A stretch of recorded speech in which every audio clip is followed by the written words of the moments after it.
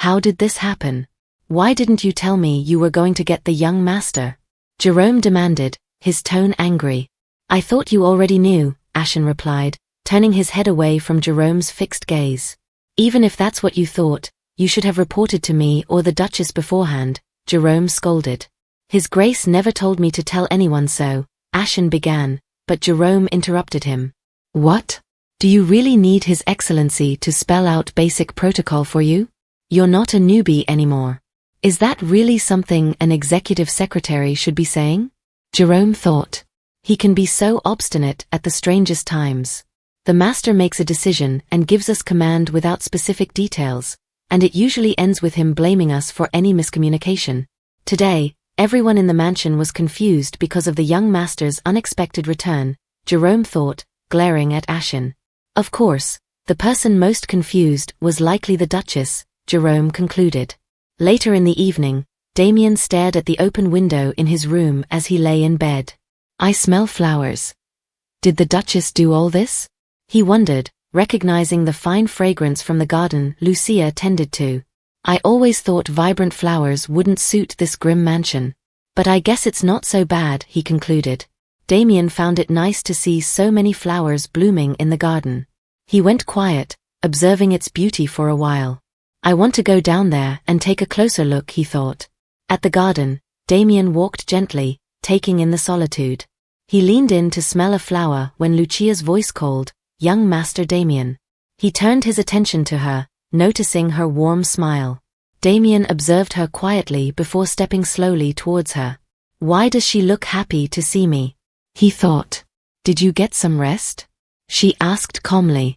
You woke up early. Are you hungry? She added with a smile, her voice full of affection. Why is she being so nice to me? She's definitely a calculating one, Damien thought. I'm fine for now, he replied coldly. Lucia wondered about his answer. Did I disturb you? She asked gently. Not at all, he said, turning away, his face turning red. This is awkward. I'm not used to talking with a young woman who isn't a servant, he thought. Damien had no memories of his birth mother, and all the students and professors at the academy were male. I'm not sure how I should behave in front of the Duchess, he said inwardly. I was only admiring this magnificent garden, Damien said, not looking at Lucia as he tried to hide his blushed face. I'm so glad you think so, young Master Damien. I was worried that there were too many flowers, Lucia told him with a smile. Damien fixed his gaze back at her. You don't have to be so formal with me, he told her calmly. Oh, really? I don't mind either way, but would that be more comfortable for you?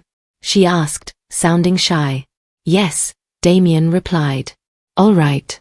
If you came out for a stroll, why don't we walk together for a little while? She suggested with a smile.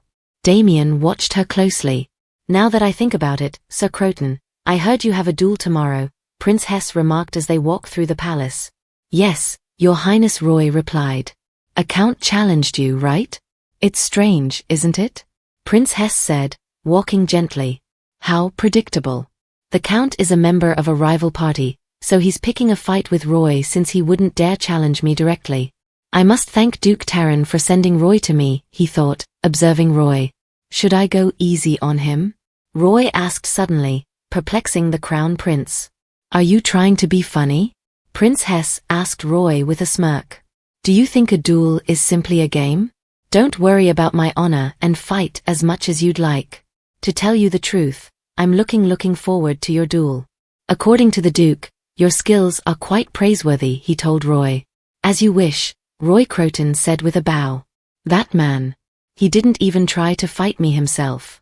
He merely sent out one of his knights while making such a big fuss, Roy thought, his mind casting back to the events that led to his duel. How dare you insult me? I challenge you to a duel. Count Solon, a member of the rival party opposing Prince Quays, had said angrily, tossing his glove at Roy. Of course, a knight from my house will fight you. He'll teach you a lesson, Count Solon said, showing them the knight he was with. What? Are you serious? Roy replied with a cold look, shocking the proposed knight. It's unfortunate that I'll be taking my anger out on the knight who has to face me, but he is at fault for choosing the wrong master, Roy thought inwardly, resuming his walk with the Crown Prince. I even got permission. I was worried that His Excellency would kill me if I caused too much trouble, but he wouldn't stay to see anything when I have the prince's approval, he thought, wearing an evil look. Prince Hesse turned his gaze, spotting Roy's expression, but Roy quickly pretended to smile. He's obviously thinking something sinister, the prince thought. That eventually became the beginning of Mad Dog Croton. Back in the garden, Damien remained silent. Wow, they look alike, Lucia thought, observing his resemblance to Duke Hugo. The more I look at him, the more they look alike. How can he resemble the Duke so much? She thought, turning red as she stole glances at him. I think looking at Damien will help me calm down when I start missing him a lot, she thought, staring at him. Suddenly, Damien turned abruptly, catching her stare and causing her to flinch. I heard you're attending a boarding academy. Does that mean you are on vacation right now? She asked cheerfully. Was I staring too obviously? She thought. Damien watched her silently. We don't have any vacations. But we are allowed to take leaves of absence, he told her. Even his polite and straightforward manner of speech is just like the Duke's, she thought, watching him in amazement. I'm here because His Excellency told me to come. He said I should introduce myself to the Duchess, he said calmly. He's clearly drawing a line, starting with the way he's addressing me. Then again, it would have been a little bit creepy if he were to have called me mother right away, she thought. It's really remarkable, Lucia thought inwardly. They walked in silence for a moment before Lucia stopped. Damien, she said, halting their walk. To be honest, it's difficult for me to accept you as a son right away, she said, startling him. She's so direct. I didn't expect this kind of confrontation, Damien thought, looking tense. It's the same for you, right? It must be difficult to think of me as your mother, she asked him. What am I supposed to say to that? He thought, taken aback by her question. I apologize if I have done anything to offend you, he muttered. No, Damien. I'm not scolding you for that. I'm telling you it's normal to feel that way. We met earlier today, and we don't know each other very well. So, it's only natural that we'd be unfamiliar with each other, she explained. Why is she saying all this? Damien wondered. Oh, he's being defensive, Lucia thought, observing his cold look. So cute. I want to pinch his cheeks and pat him on the head. But that would only make him more wary of me, right? She thought, blushing. I have to stay calm since I'm an adult, she reminded herself before letting out a cough. Actually, we only have an age difference of 10 years, she told him. She's young, he thought. Taking my age into consideration, that means I would have given birth to you when I was 10. That would make your father a criminal, she said coldly, looking tense. Damien hid his face in shame, feeling flustered. Turning away, he almost laughed at the situation. Lucia watched him warmly. So, let's get to know each other more. You don't have to address me as the Duchess. That's too formal. You can just call me by my name, Lucia. That's my childhood name, she said with a smile, offering her hand to him. Let's get along, Damien, she told him, beaming with a smile. Damien looked confused as he stared at her outstretched hand. Why is she doing something so unnecessary and bothersome? Compared to the Duchess, I am at a huge disadvantage. I'm still too young, and my position can change at any time. The Duchess has no reason to befriend me like this, he thought, his expression sad. Would that be okay with you? Lucia asked him. He stared at her. I don't know what her intentions are, but since I can't see through her plans, I have no choice but to accept, he thought before shaking her hand in agreement. Damien wore a serious look. I think it won't be easy to become close with him. He's really suspicious of me, she thought, withdrawing her hand. Even if I told him that I wasn't his enemy, he wouldn't believe me right now. As an illegitimate child without a mother, the first thing he would have learned was to doubt everyone around him, but that's fine, she thought. You haven't had dinner yet, right? Lucia asked him calmly. Right, Damien replied. Would it be all right if we ate together? She asked him. Damien stared at her for a moment before saying, yes, turning his gaze away. Lucia smiled back at him. She was determined to win him over because she was sure her sincerity would reach him one day. It seems like you used your connections to become His Highness's personal guard. It's not too late to admit your defeat and ask for the Count's forgiveness. If you're defeated here, the Crown Prince's honor will be tarnished. So, what was your name again? The knight who was set to duel with Roy Croton said, drawing out his sword. Oh, Sir Roy Croton, he added with a tense look. Roy yawned, looking uninterested in the battle. Huh? Did you say something? Roy asked, puzzling the knight. Sorry, I was thinking about what I should have for lunch, Roy told the knight with a laugh. What? The man said in shock. I am craving some chicken today, that sounds good? Roy asked, sounding serious. Who cares? The man shouted. You're trying to insult the Count again, you wicked crook. A knight's honor doesn't suit someone like you. Draw your sword, the man said boldly. I get to decide whether or not I want to draw my sword, Roy said calmly, perplexing the knight. It would be humiliating for your lord if this ends too soon after I draw my sword, Roy said, clutching the sword on his belt. What?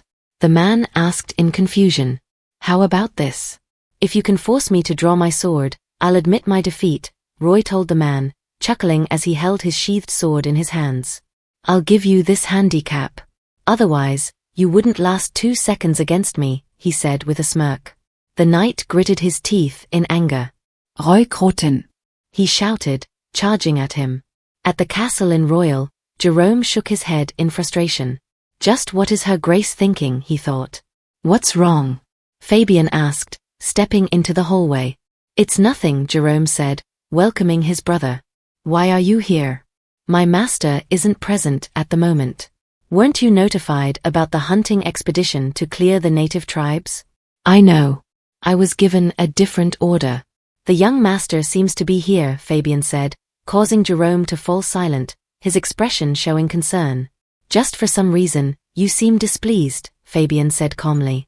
Is the madam very upset about it? No, that's not it at all, Jerome exclaimed. On the contrary, she's too happy about it. She was even joyfully prancing around, and that's the problem.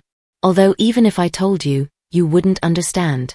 You don't have a worry in the world, Jerome thought inwardly, his gaze fixed on his brother.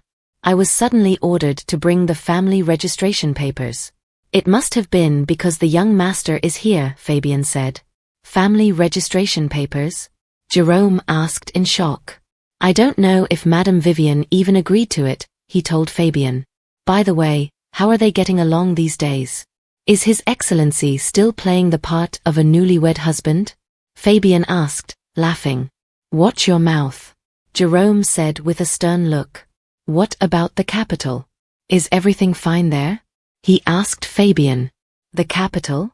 There's always something going on in that neighborhood, Fabian replied with a smile. At the duel between Roy Croton and Count Solon's knight, Roy won.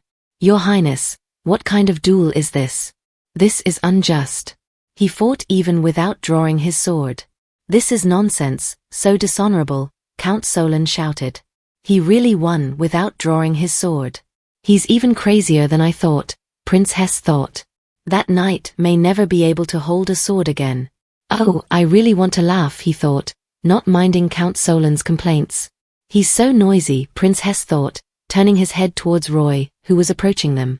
Count Solon, what happened to your knight was quite unfortunate. However, you should get over it, since he lost, the Crown Prince said with a smile. What? Count Solon shouted in disbelief. Geez, just thinking about it makes me laugh. Defeating someone with a sheathed sword. The master always used to do that to him.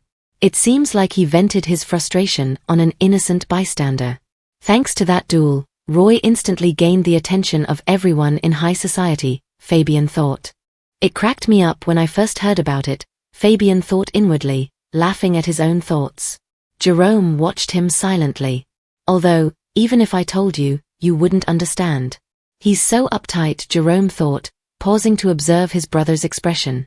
Oh, I heard about a rumor that's been going around lately, Fabian said suddenly. What rumor? Jerome asked. There's talk about the mine His Grace handed over Her Grace's dowry, Fabian replied. What? Why would there be a rumor about that? Dowries are a private matter that should only be known between the respective parties. It is common courtesy to never speak of the settlement details, The fact that it's being so widely talked about, Jerome remarked in shock. What else could it be? It's obvious who started it, Fabian said with a laugh. The king must have bragged about it, and word just got out. Of course, Jerome said, nodding as they walked gently. Anyway, that spawned a bunch of other ridiculous rumors, Fabian continued, narrating the rumors. There was a rumor that Lucia was so beautiful that upon laying eyes on her, no man could resist her. According to that rumor, Duke Hugo fell for her at first sight, gave up the mine, and took her away to his domain so that nobody else could see her. To be honest, she's not really that beautiful, Fabian said, giggling as he teased his brother. Jerome flinched, looking at him with a stern expression. Yes, she is. She's far better looking than most ladies in the capital, he remarked harshly. Fabian observed his brother with a tense look. Jerome's face turned red with embarrassment as he looked away from his brother. What's the matter with you? Fabian asked. It's troublesome to have people keep gossiping for no reason. His Excellency wouldn't be pleased either, Jerome said, trying to hide his mood change. Whatever, His Excellency doesn't mind rumors like that.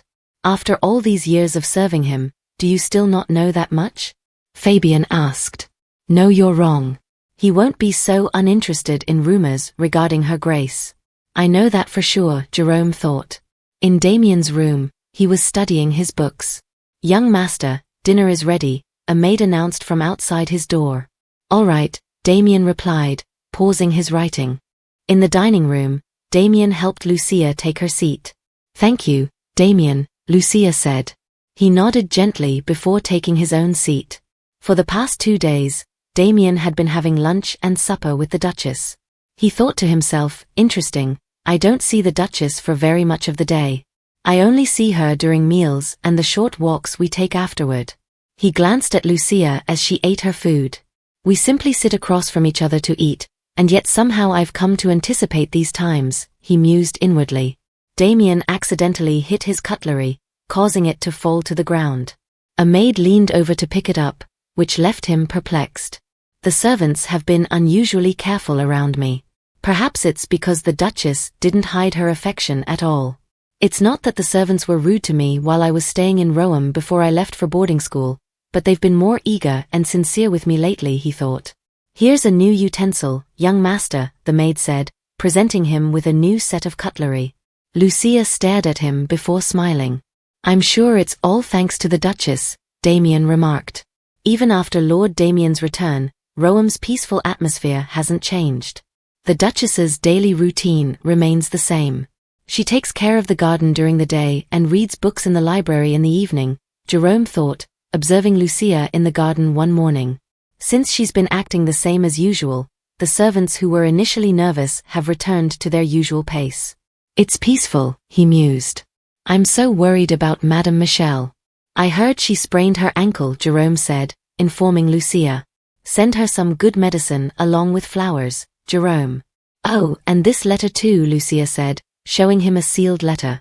Yes, Your Grace, Jerome said with a bow. It's been a while since Kate sent a letter. But this letter brought news of Countess Corzin's injury.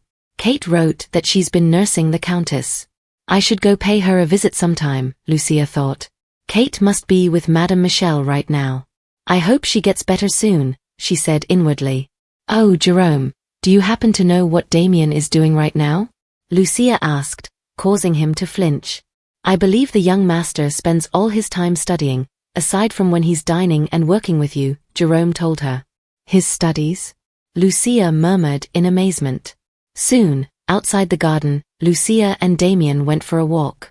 I hear you've been focusing on your studies. How commendable, she said softly. Damien watched her closely before turning his head away, trying to hide his blushing face.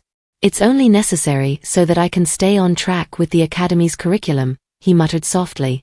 He's blushing, so cute. Lucia thought inwardly. I heard that you aren't allowed to take vacation days but are permitted to leave the school grounds. Are students allowed to leave any time they wish? Lucia asked him. We need to get permission, and it's only limited to 30 days per year, Damien explained. I wasn't aware that His Excellency would be absent. I don't know when he will be coming back, so I'm not sure if I can return within 30 days, Damien said softly, sounding sad. The truth was, it wouldn't be a big deal for House Turan to overlook the 30-day limit, but at this rate, the entire semester would fly by, Damien thought inwardly. Damien, why do you not call him father? Did he ask you not to address him as such? Lucia asked, pausing her walk. This startled the young lord. No, that's not it. I thought he would be displeased, he said sadly, sounding unsure. Why do you think so? That's just your assumption, isn't it? Call him father, he won't get angry at you, Lucia told him. Damien looked speechless. And Damien, I noticed that you won't call me by my name either. Did you think I wouldn't notice that you've purposely been avoiding addressing me? You're not going to always address me by saying your grace, are you? She said with a stern look, causing him to tense. Of course not, that wasn't my intention, Damien said. Then say it. I call you Damien, Lucia told him. Damien struggled for a moment before finally saying, all right, Lucia, softly. This caused Lucia to calm down. In Anna's study, she dropped an entire collection of heavy books onto the floor. So heavy. Maybe I shouldn't have bought everything at once, she thought. Anna had visited every bookstore to gather every book on herbs and medicine, hoping to find a remedy for Lucia. But I have to find a way to cure the Duchess, she said inwardly. One day at the market, she heard some commotion and wondered what was going on. She spotted a maid and a man she didn't recognize talking.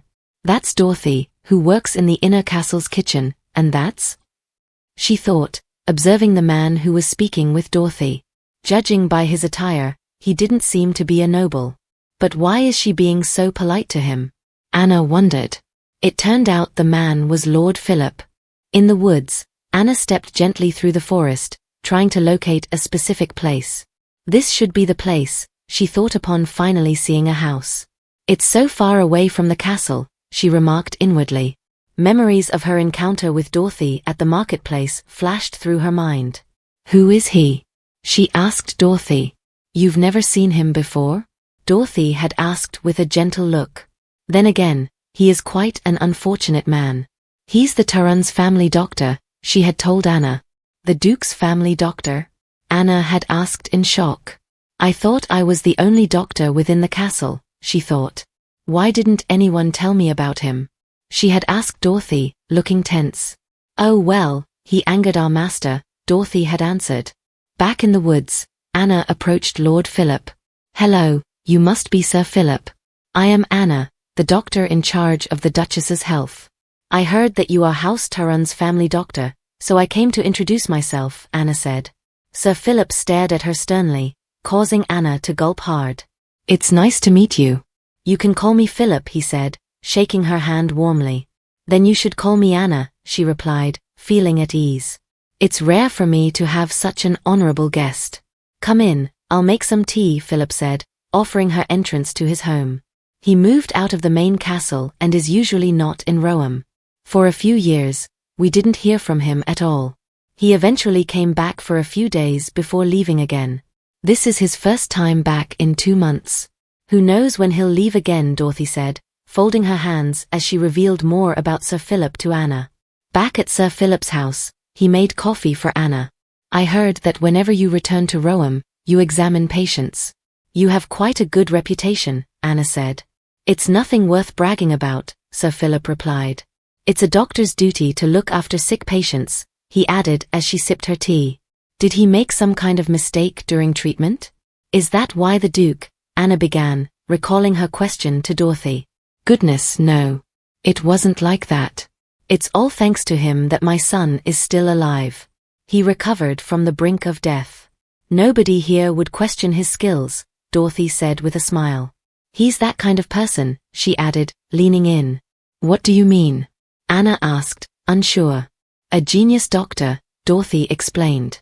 After speaking with him for a while, Anna thought, he is indeed a genius. Most doctors are only familiar with their own treatment methods and have limited knowledge of diseases, but he knew practically everything I mentioned. He even suggested easier methods for treatment. His elegance was innate, and he was extremely polite and refined. On top of that, his medical knowledge exceeded that of most others. I am no match for someone like him. At first, I couldn't understand what Dorothy had told me. Sir Philip is House Turan's doctor, yet he frequently goes on prolonged trips. The Duke never seeks him out, and his residence is far from the castle. Even if he did anger the Duke in some way, such harsh treatment seems unusual. Apart from a medical accident, what could be the reason for such a strained relationship? I thought it strange for a family doctor to be treated this way, despite his capabilities. There must be some complex reason behind it, she noted inwardly. She watched Sir Philip quietly, feeling tense. This man might hold valuable knowledge about the Duchess's condition. At first Anna initially came to seek his advice on her symptoms, but as both a woman and the Duchess, her condition is confidential and shouldn't be easily revealed, she thought. Anna? Sir Philip asked, observing her quiet demeanor. I should start heading back now, Anna said, standing up and putting on her cloak. Thank you for talking with me today. I truly learned a lot. As she approached the door, she thought, my patient's condition and symptoms are confidential. Even among doctors, I cannot reveal her situation so easily. Back at the castle in Roham, Anna was stopped by a guard. Sir Jerome asked if he could see you in his office, she was informed. Anna looked tense as she headed to meet Jerome. I called you here because there is something I would like to discuss with you. I know that you visited Sir Philip, Jerome said softly. Are you spying on me? Anna inquired, surprised. Oh, please don't misunderstand. The one under surveillance is Sir Philip, not you, Jerome clarified. In the past, when the master heard about our attempts to prevent Philip from entering the main castle, he was highly displeased. I suspected there was more to the story, so I increased surveillance on Philip and his surroundings. I'm not telling you to stop meeting him altogether, and you don't need to disclose what you discuss with him, but you must ensure that the Duchess never meets Sir Philip. This is His Grace's order. His Grace does not wish for Her Grace to know anything of Sir Philip's existence, Jerome said with a serious expression. Anna wondered why this was the case. Sir Philip is an excellent doctor. If I can still meet with him, would it be all right to seek his advice regarding the Duchess's condition?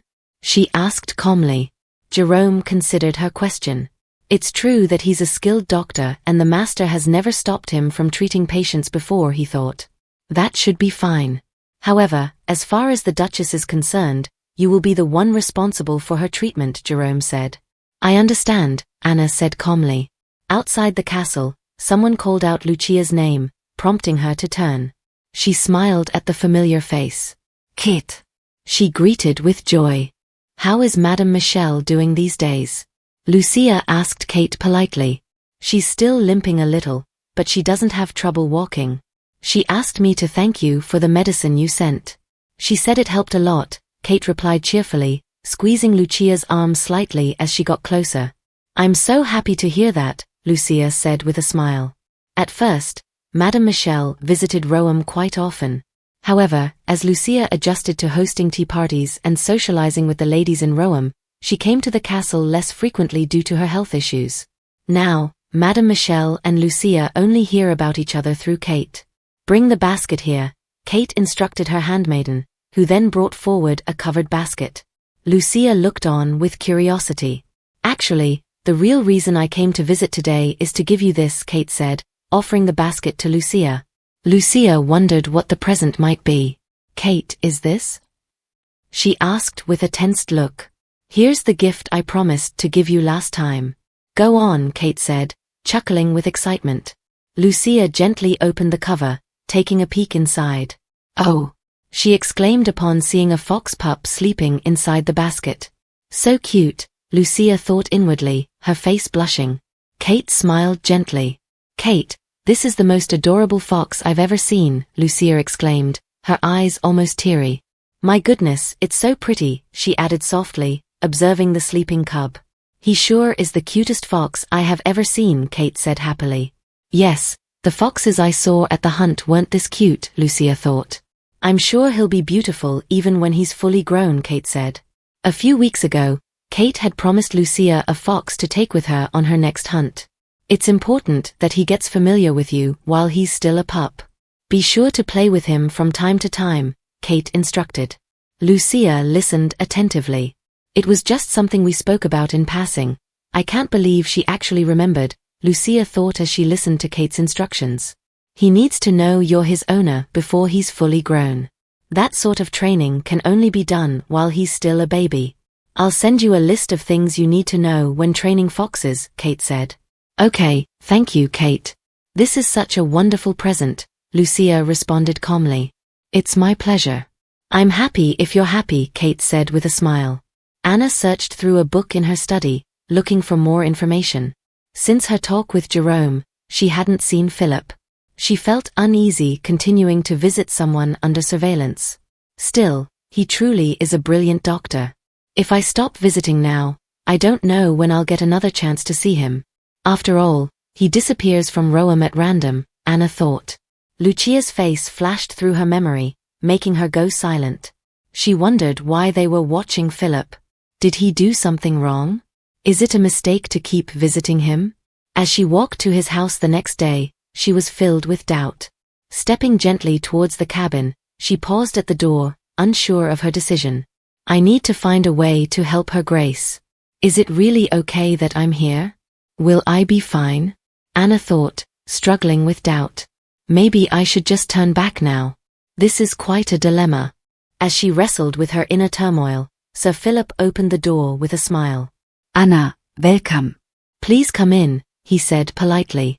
Hello, it's been a while, Anna replied, taken aback by his warm reception. Look at how welcoming he is. I need to stop assuming the worst, she thought, feeling a pang of guilt before stepping inside. Okay then, she reassured herself. They wouldn't be watching him if he did something terribly wrong. He's a doctor, but he's also a baron. It must be a political issue. Let's not overthink this. After her meeting with Sir Philip, it was already dark. Thank you again today for your many teachings, Anna said to Sir Philip as she prepared to leave. I'm glad I could be of help. I hope you return safely, Sir Philip replied. As Anna reached the door, she hesitated and turned back, meeting his gaze with a tense expression. May I visit you again? She asked, almost nervously. Of course, come see me whenever, Sir Philip assured her. Anna's face brightened with a happy smile. From that day on, she continued to visit Sir Philip. His immense knowledge and willingness to share it earned her deep respect.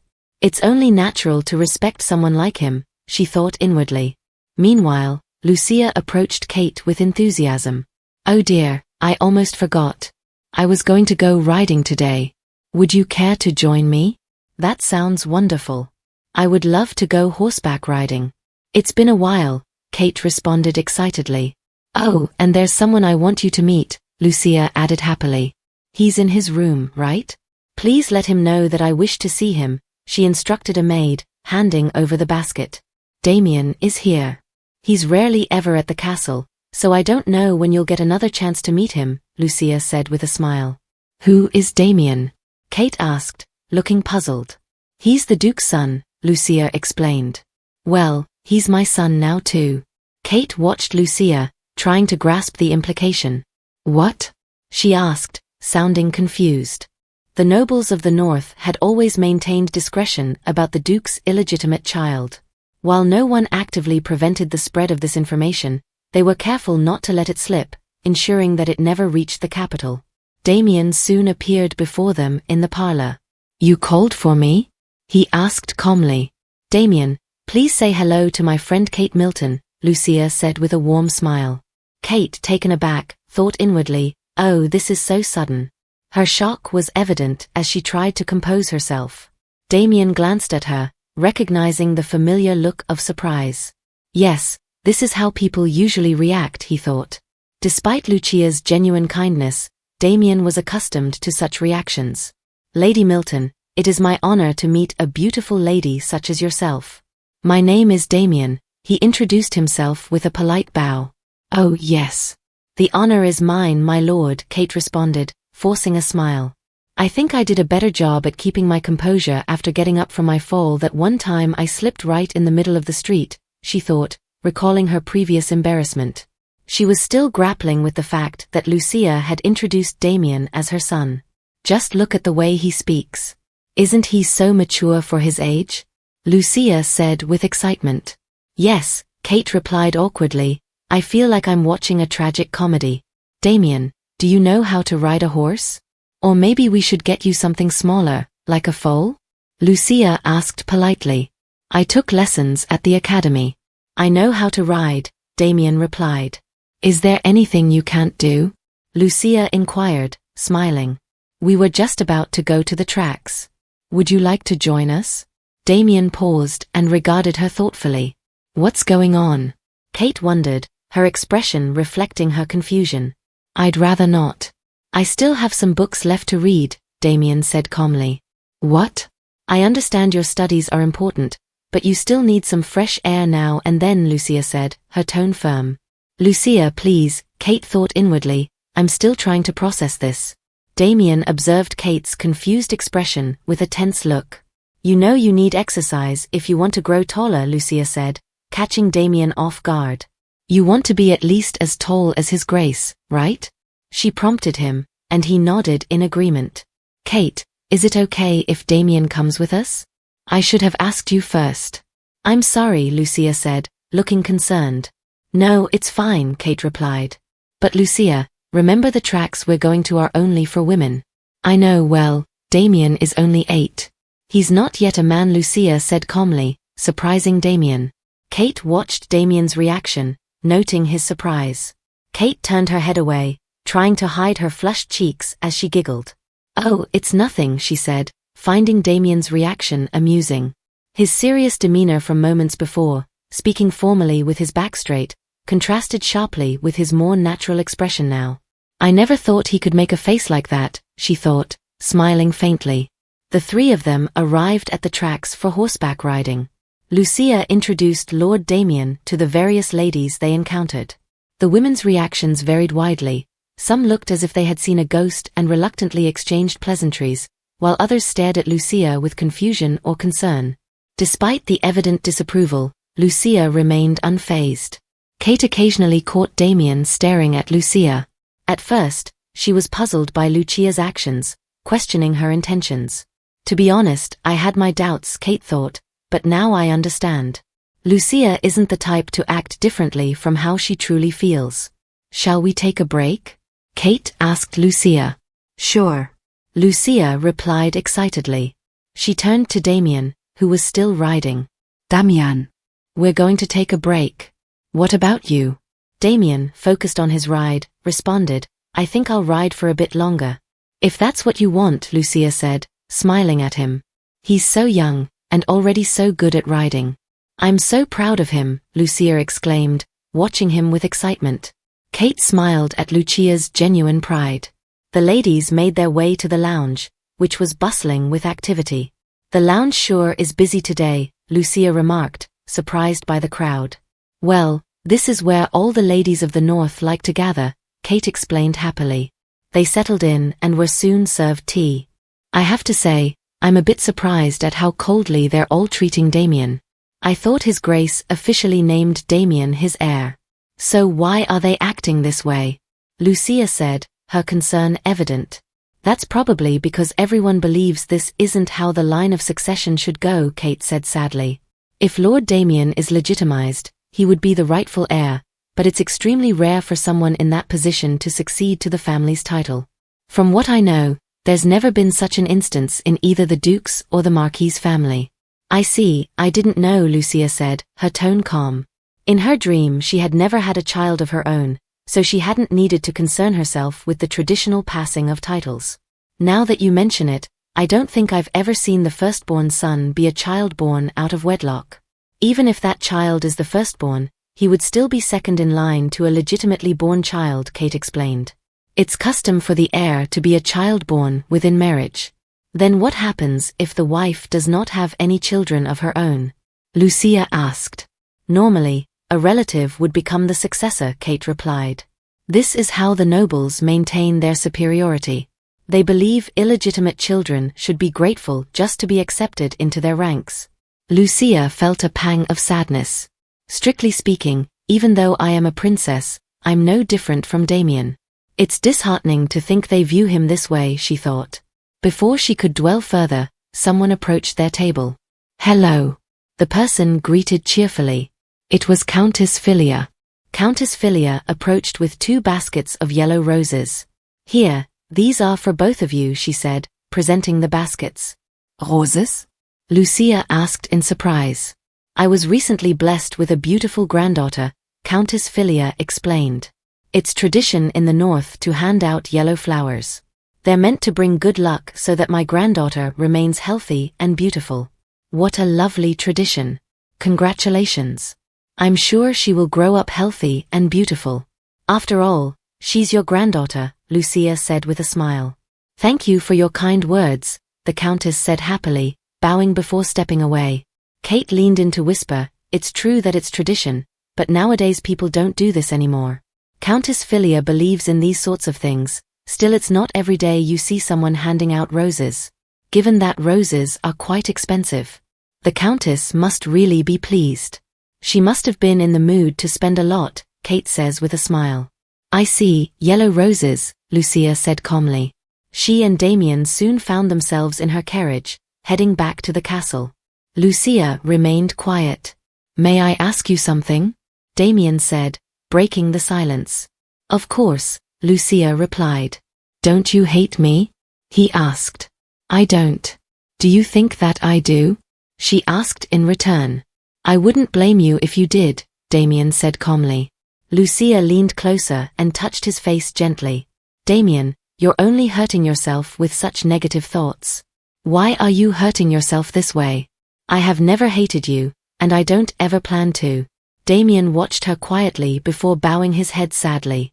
She says this now, but once she has a child of her own, she might see me as a hindrance. She might not be so kind then. I can't trust her, he thought. Damien, I already knew about you before I married your father, Lucia said, drawing his gaze back up in shock. Your father only agreed to marry me if I acknowledged you as the rightful heir, Lucia said gently.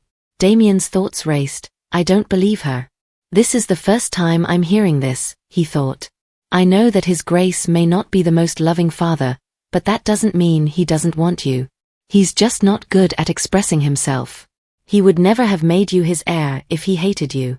I don't believe her, but I want to, he thought, reflecting on her words with his head slightly bowed. No one has ever told me such things before. Do you hate your father? Lucia asked, confusing him further. I don't. I respect him, Damien replied. He recalled the Duke's request from when he was 6 years old, just to graduate, and the position would be his. That was all the Duke had asked of him before sending him away. Damien considered it a ridiculously simple task, yet the nobles had looked at him with revulsion, though they could do nothing because the Duke had named him as his heir. Other than the Duke, I was the only member of House Turan, so there wasn't any competition. I should be grateful, Damien thought. My goal has been to secure my position as the heir and finally take on the title of Duke. I never considered why I succeeded or what I wanted to do once I became Duke. To His Grace, I was merely a successor and nothing more. I was scared of being discarded if I wasn't good enough. I never hoped for his fatherly love. I was content with him acknowledging me even if it was just a little. So long as he thought that I was useful even in the slightest bit, that was good enough for me, he thought. That's good. Sons should respect their fathers, Lucia said. But why do you look up to him? Is it because he is a skilled knight, or because he's so good at ruling over the north? She asked Damien. Because he is strong, Damien replied calmly. Lucia nodded. Yes, he is. He certainly is strong, she said gently. Damien didn't need to explain further for her to agree. I don't think there's anyone else alive who's stronger than he is. He's strong both physically and mentally. He was like a tall, immovable tree, someone I wanted to lean on. I felt safe under his shade. I miss him so much all of a sudden, she thought, reflecting on her own feelings of loss. Damien, do you want to be strong as well? She asked. Yes, he answered. You can do it. You are his son after all, she encouraged, causing his face to turn red. Right, he said, feeling reassured. They soon arrived at the castle. Lucia presented the flowers to Jerome, catching him off guard. These are gifts. Countess Filia gave them to me in celebration of her new granddaughter, she explained, handing the basket of yellow roses to him. Jerome looked stunned and almost shook with surprise. I see, he said, trying to process the unexpected gesture. As Lucia and Damien walked away from Jerome, Lucia suggested, how about we have some tea before we need to wash up for dinner? I think that's a fine idea, Damien agreed. Jerome stood silently, pondering what to do with the yellow roses. Your Grace, what am I supposed to do with these? He wondered, unsure of the significance of the flowers. Inside the castle, tea was served for Lucia and Damien. I just realized that there aren't any roses in the garden. I was thinking we could fill the garden with roses next spring. What do you think, Jerome? Lucia asked Jerome calmly. Jerome's heart raced. He was visibly startled. I don't think the garden needs roses, he said, trying to maintain his composure. Damien observed Jerome's reaction with interest. What's going on with him? He wondered. Lucia noticed Jerome's discomfort. Why is that? She asked calmly. Well, actually, His Grace does not like roses, Jerome admitted. Lucia's curiosity was piqued. She turned to Damien. Please be honest with me. Did you know there weren't any roses in the garden? She asked. No, I didn't, Damien replied, shaking his head. See, Jerome, Lucia said with a smile, men don't usually notice the flowers in the garden unless they're paying special attention. Jerome, with a tearful look, thought, but His Grace does pay special attention to roses. Lucia continued, I doubt His Grace even knows the different types of flowers. Oh wait, I'm sure he can tell one flower apart for sure. That's yellow. She suddenly remembered his aversion to yellow roses. Jerome coughed lightly, pretending not to know about it, causing Lucia to laugh. I'll be sure not to include that color when arranging the roses, she said with a smile. The color doesn't matter, Your Grace. He specifically told me he never wants to see another rose in this castle again, Jerome said, internally screaming. Damien stood up from his seat. I shall retire to my room until dinner is served, he said politely. Oh, already? Lucia asked, sounding a bit surprised. There's a book I was planning on finishing today, Jerome replied. All right, I was just concerned that you might be studying too much. But I will see you at dinner, Lucia said. Yes, Damien replied as he slowly left the parlor. Actually, I'm not sure if I have time to leisurely drink tea like this. But since Lucia wanted me to, I had no choice, he thought, feeling slightly embarrassed. The boarding school he attended was a prestigious academy for nobles from across the region. The duration of stay varied. Some students, like him, remained for around 10 years, while others stayed for as little as 2. The academy students were well aware of the Duke from the Genan Empire. His significant contributions during the recent war had made him widely known, even among those from rival nations. The Duke was held in high regard, almost as a figure of reverence among the knights.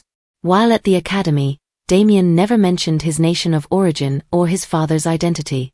It wasn't due to any direct order from Duke Hugo, but rather he was afraid that everyone would think he wasn't good enough to be a Turan.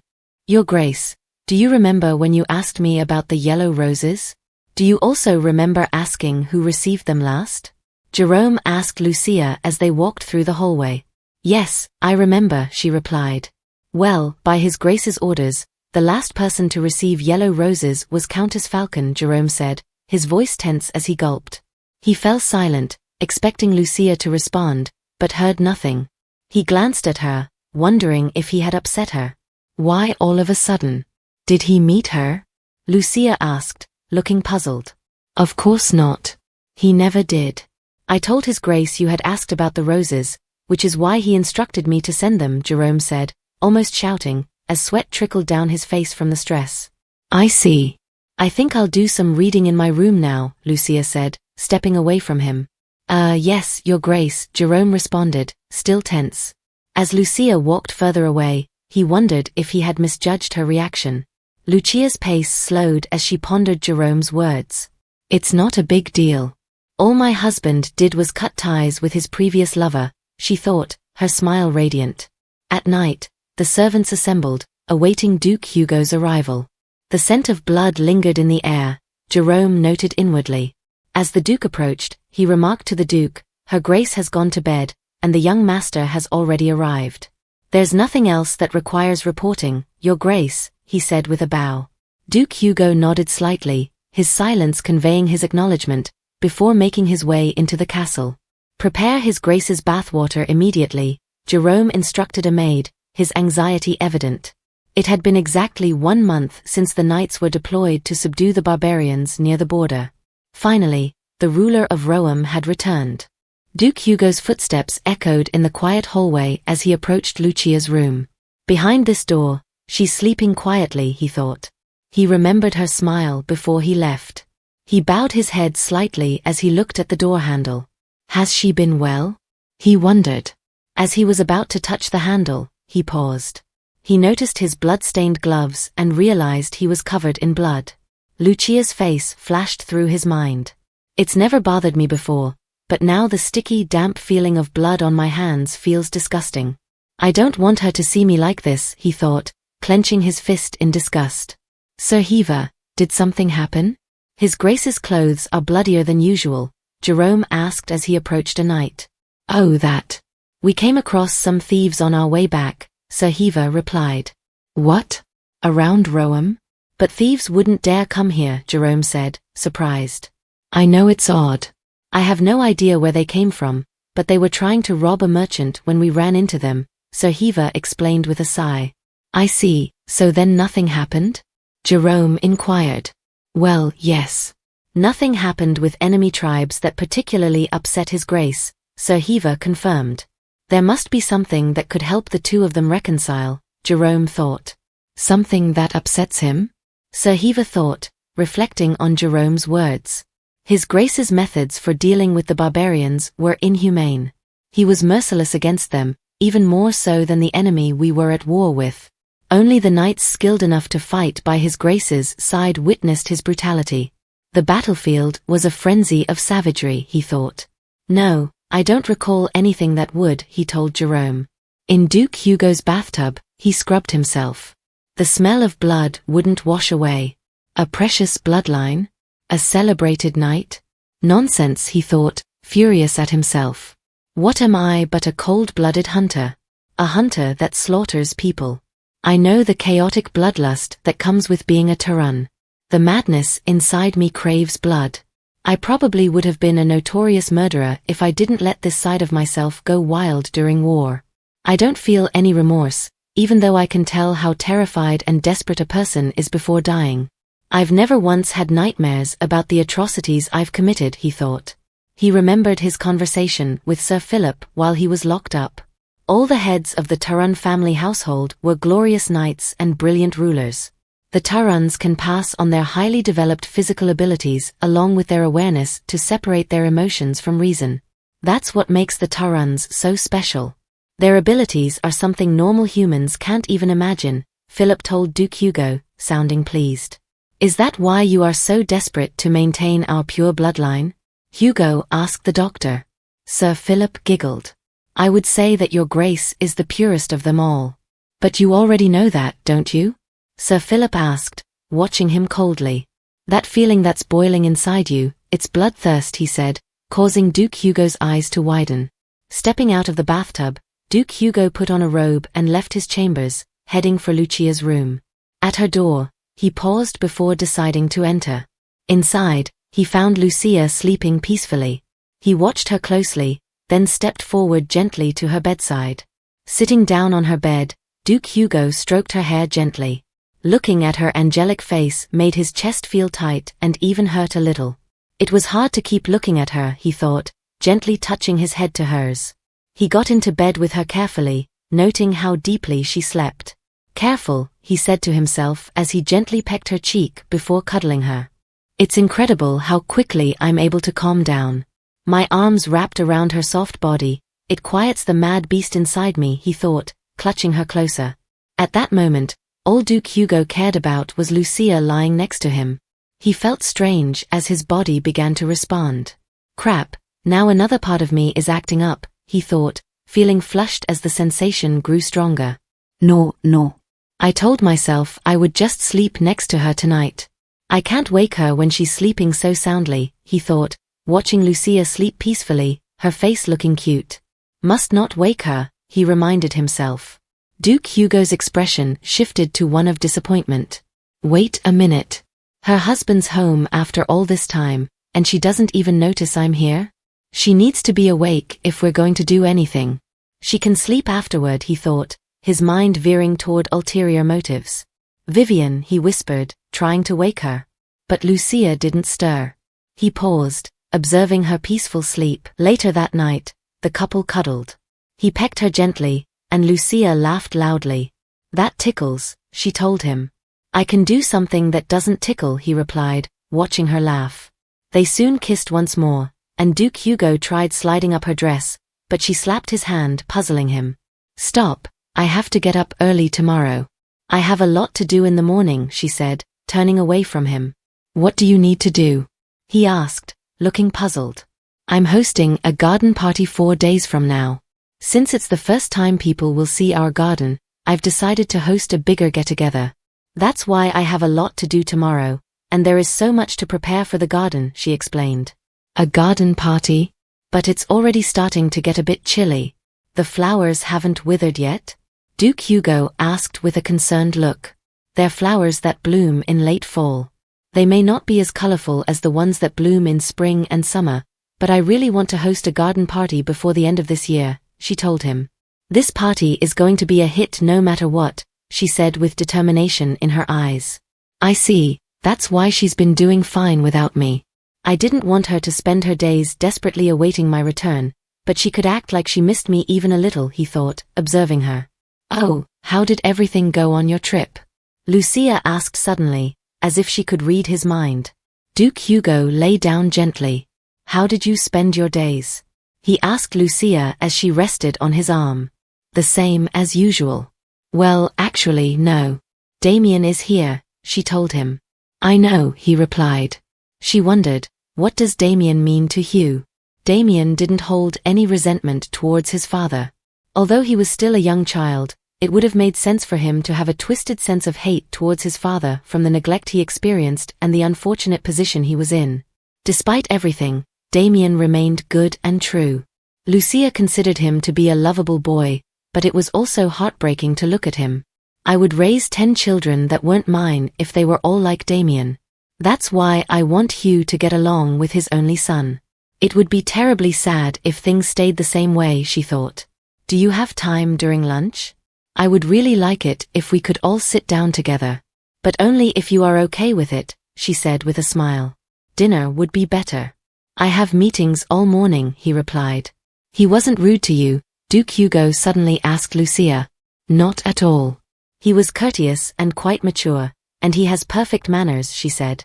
He doesn't really know his son, she thought, noticing his cluelessness. I'll get along with Damien. That much you don't have to worry about, she assured him. I'm not worried about that. Tell me if he tries to step over you, Duke Hugo said with a serious tone. That won't happen. We've been getting along famously while you were away, she told him, closing her eyes. We? He asked, puzzled by the mention of we. I apologize for not greeting you sooner. Welcome back, she said faintly before drifting off to sleep. I'm back, he replied calmly. Lucia woke up the next morning, alone in bed. She tried wiggling her wrist, feeling tired. I feel so worn out. It wasn't a dream that he came here. So I wasn't dreaming last night. I'm so happy, she thought, her face flushing as she reminisced about their encounter. He still made love to me as passionately as ever. Oh, is it possible to be this happy? I feel like I'm floating on air. Right now, I feel like anything is possible, she told herself.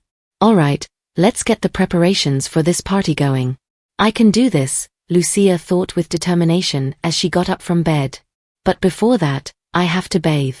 This is so embarrassing, she thought as her handmaidens washed her in the bathtub. Lucia noticed the maids' flushed looks as they bathed her. The maids will probably gossip about this, she thought. Lucia figured her maids were probably thinking that Duke Hugo came straight to her room last night because he couldn't wait. It's written all over their faces, she thought, observing their red faces. The day passed quickly as she busily made plans for the party. After a long day's work, there is nothing better than this to relax and enjoy myself, Lucia thought, feeling pleased with the day's work. It was finally time for a family dinner with all 3 of us present, she thought, anticipating dinner with Duke Hugo and Damien. She stepped into the dining room with great expectations as she saw them already seated. This is really awkward, Lucia thought as she sat quietly. How should I put it? now that I see them together like this. This is so nice. It's like seeing a lion and his cub. So cute, Lucia thought, her face red as she watched them. Her grace is truly amazing. I don't think I could sit down to eat in a situation like this, the servants thought, watching them eat together. Hugh would have never named Damien his heir if he despised him. And Damien said he looks up to Hugh.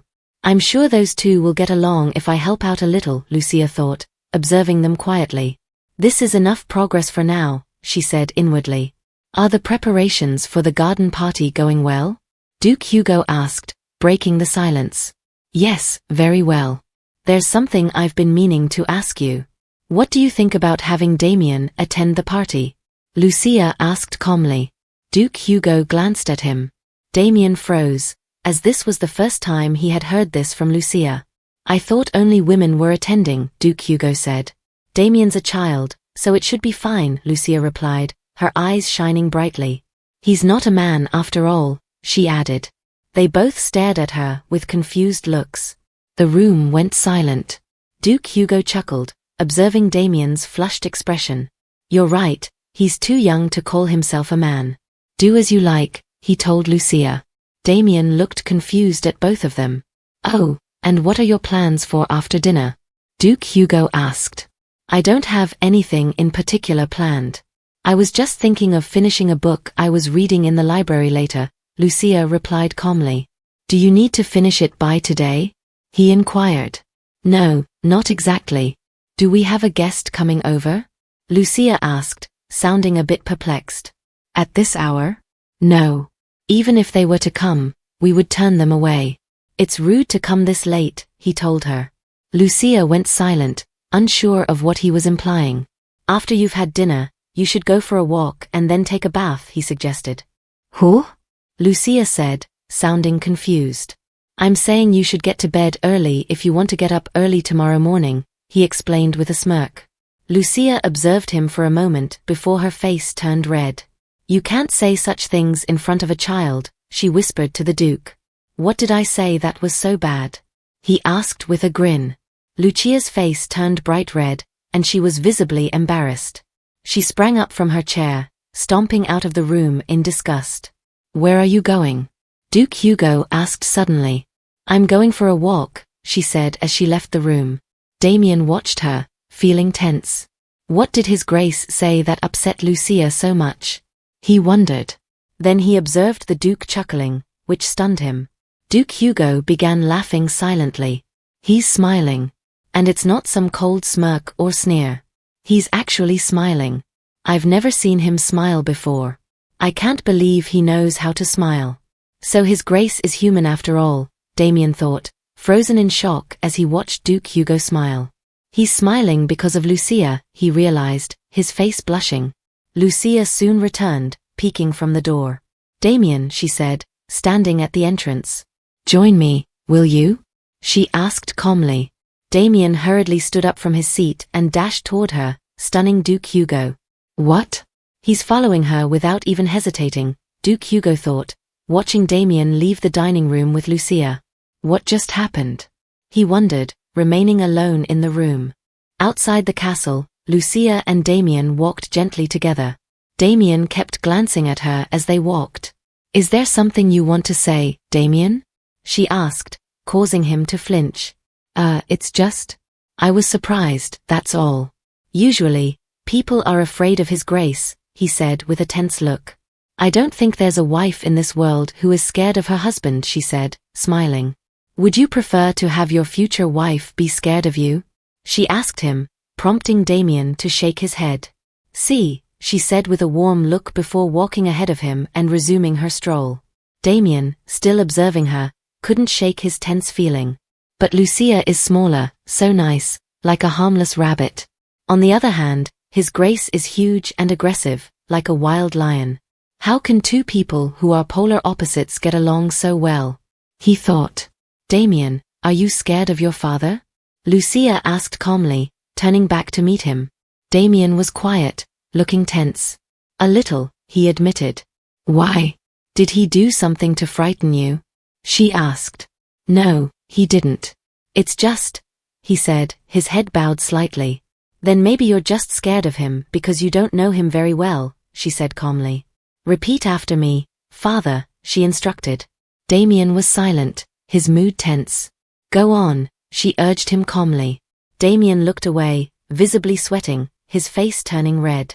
He pondered for a moment before saying father, almost stuttering. Lucia smiled. Very good, she said, raising her hand to give him a pat, but Damien flinched. Lucia went silent, her face turning tense. Lucia watched the scared child. I'm sorry, I didn't mean to. Did I upset you? She asked calmly. No, not at all. I was just taken aback. I'm not upset, he replied. Inwardly, Damien thought that no one had ever come close to touching him before. Sometimes, children are patted on the head when they do a good job on something.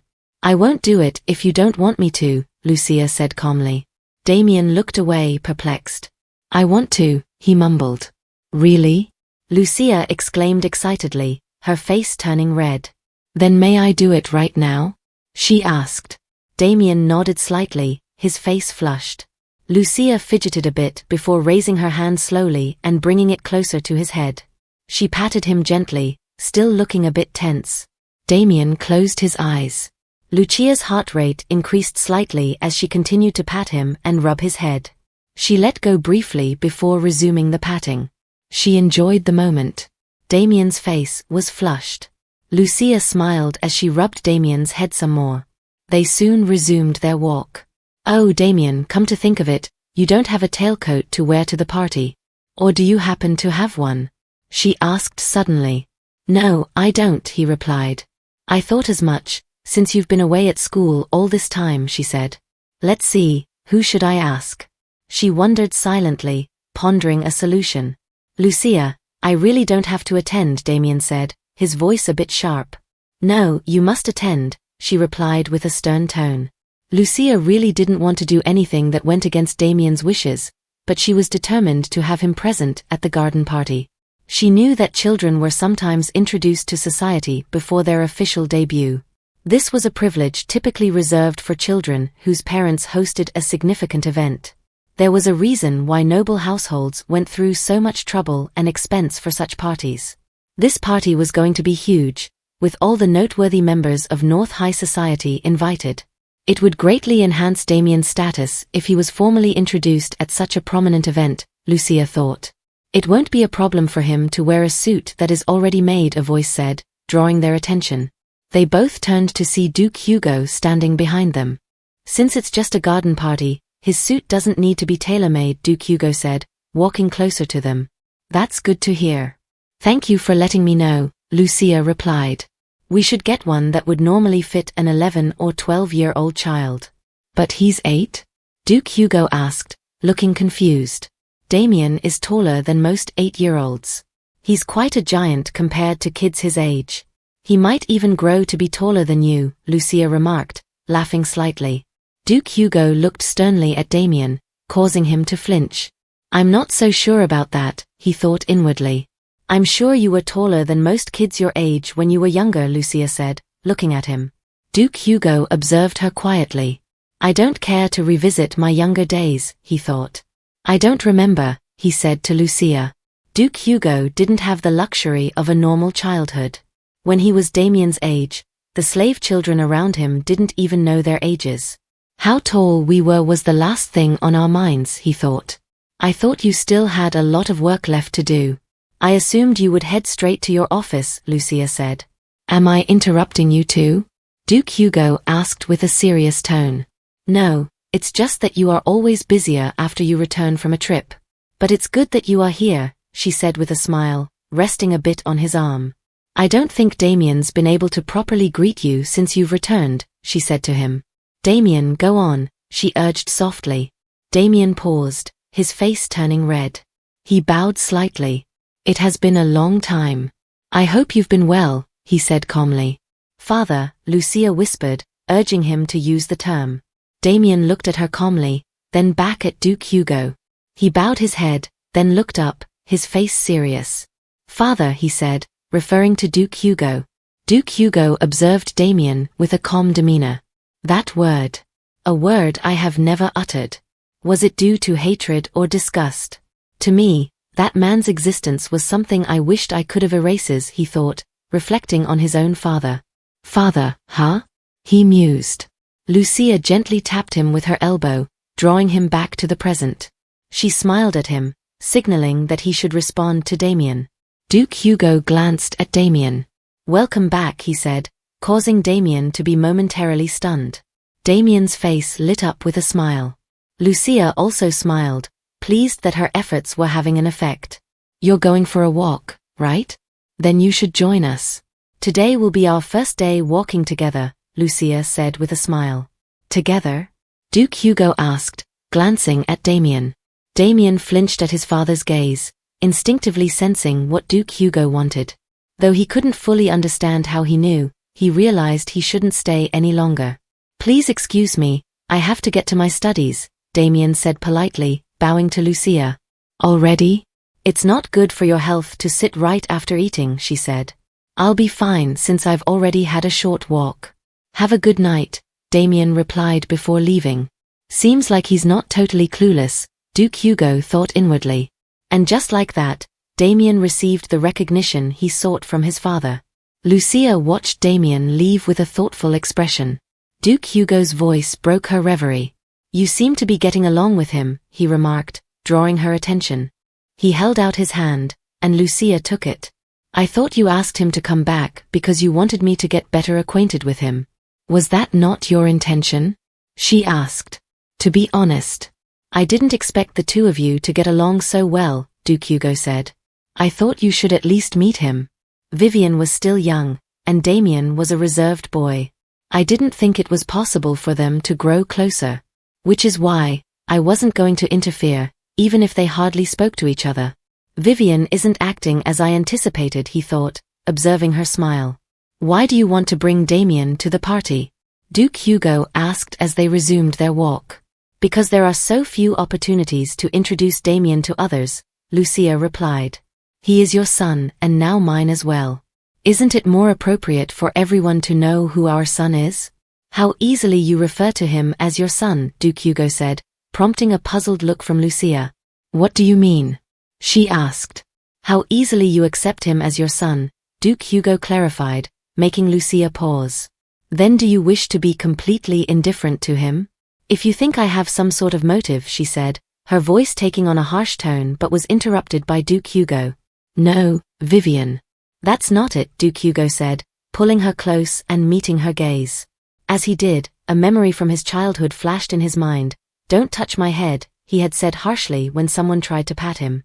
The memory lingered as he looked at his brother, who had attempted patting his head. Hugo smiled at Hugh, a playful glint in his eyes. You can pat me on the head too, you know. Don't be shy, Hugo teased, leaning forward slightly. Hugh frowned, his annoyance bubbling beneath the surface.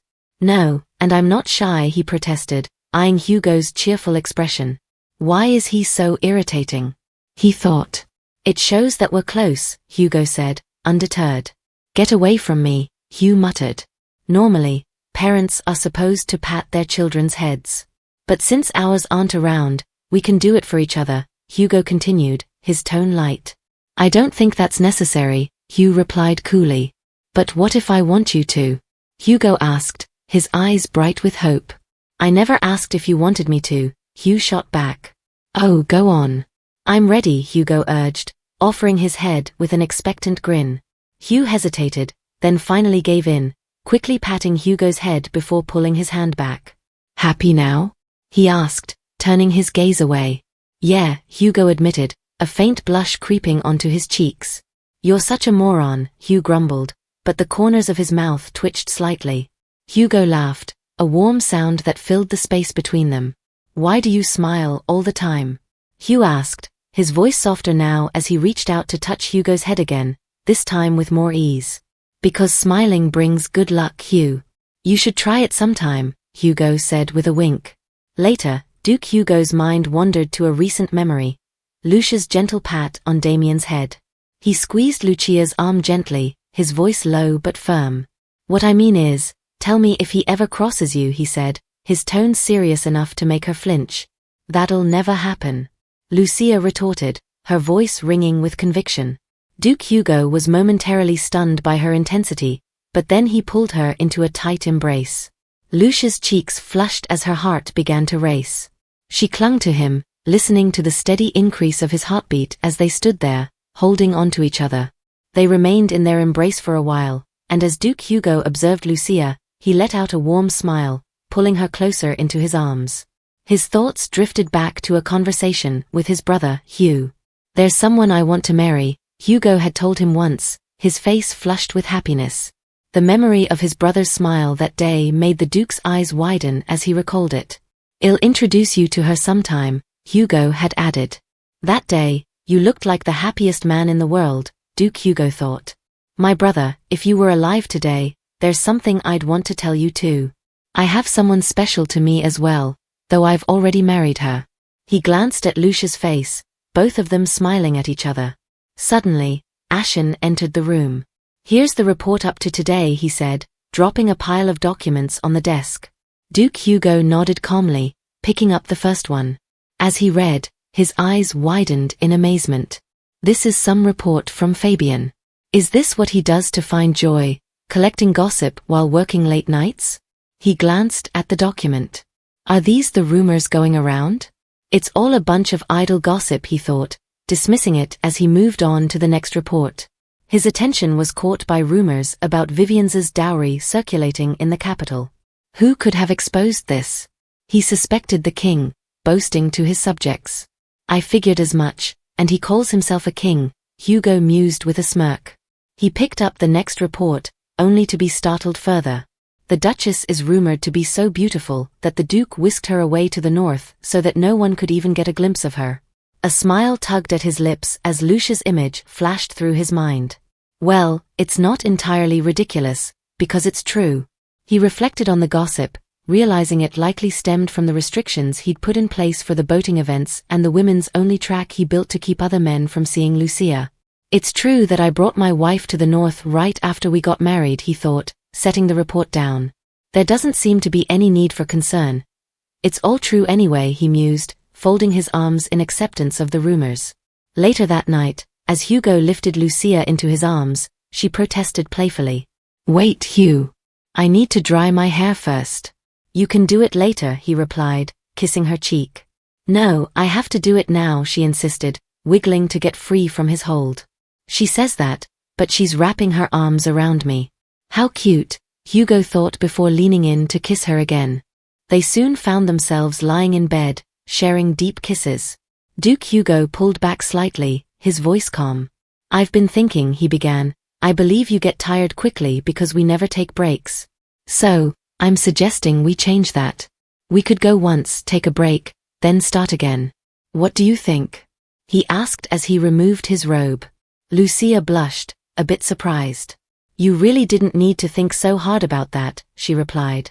"What do you mean?" "This is important," he said, his expression serious. "So how about it?" "Well, try something new," he added with a smile, leaning in closer. "I don't think he'll be agreeing to that," she told him, amused by his determination. "Then think of tonight as an experiment," he murmured, burying his face in her chest and planting gentle kisses. Hugo gently caressed her hair as they lay together, savoring the quiet moment. His touch is so gentle, Lucia thought, savoring the feeling. "Why did you send Damien to a boarding school?" she asked, causing Duke Hugo to pause. Lucia knew that children of aristocrats were usually educated by governesses. It hadn't been long since sending children off to boarding schools became a common practice. Most students, except for the firstborn, attended these academies not for their studies but to socialize and forge connections with other nobles. "Because I couldn't look after him," Duke Hugo replied. "He was preoccupied with the war when Sir Philip brought Damien to him. I could barely make time to visit him at Roeham, but it was surprising to see how much he grew each year. I never planned on fathering a child, so Damien unexpectedly coming into my life didn't change anything at first." As Duke Hugo watched Lucia, his thoughts wandered back. "While I was away from the north because of the war, I realized how much I cared for my home. For the Northern Territory to remain at peace, the Turhan name needed to continue to prosper.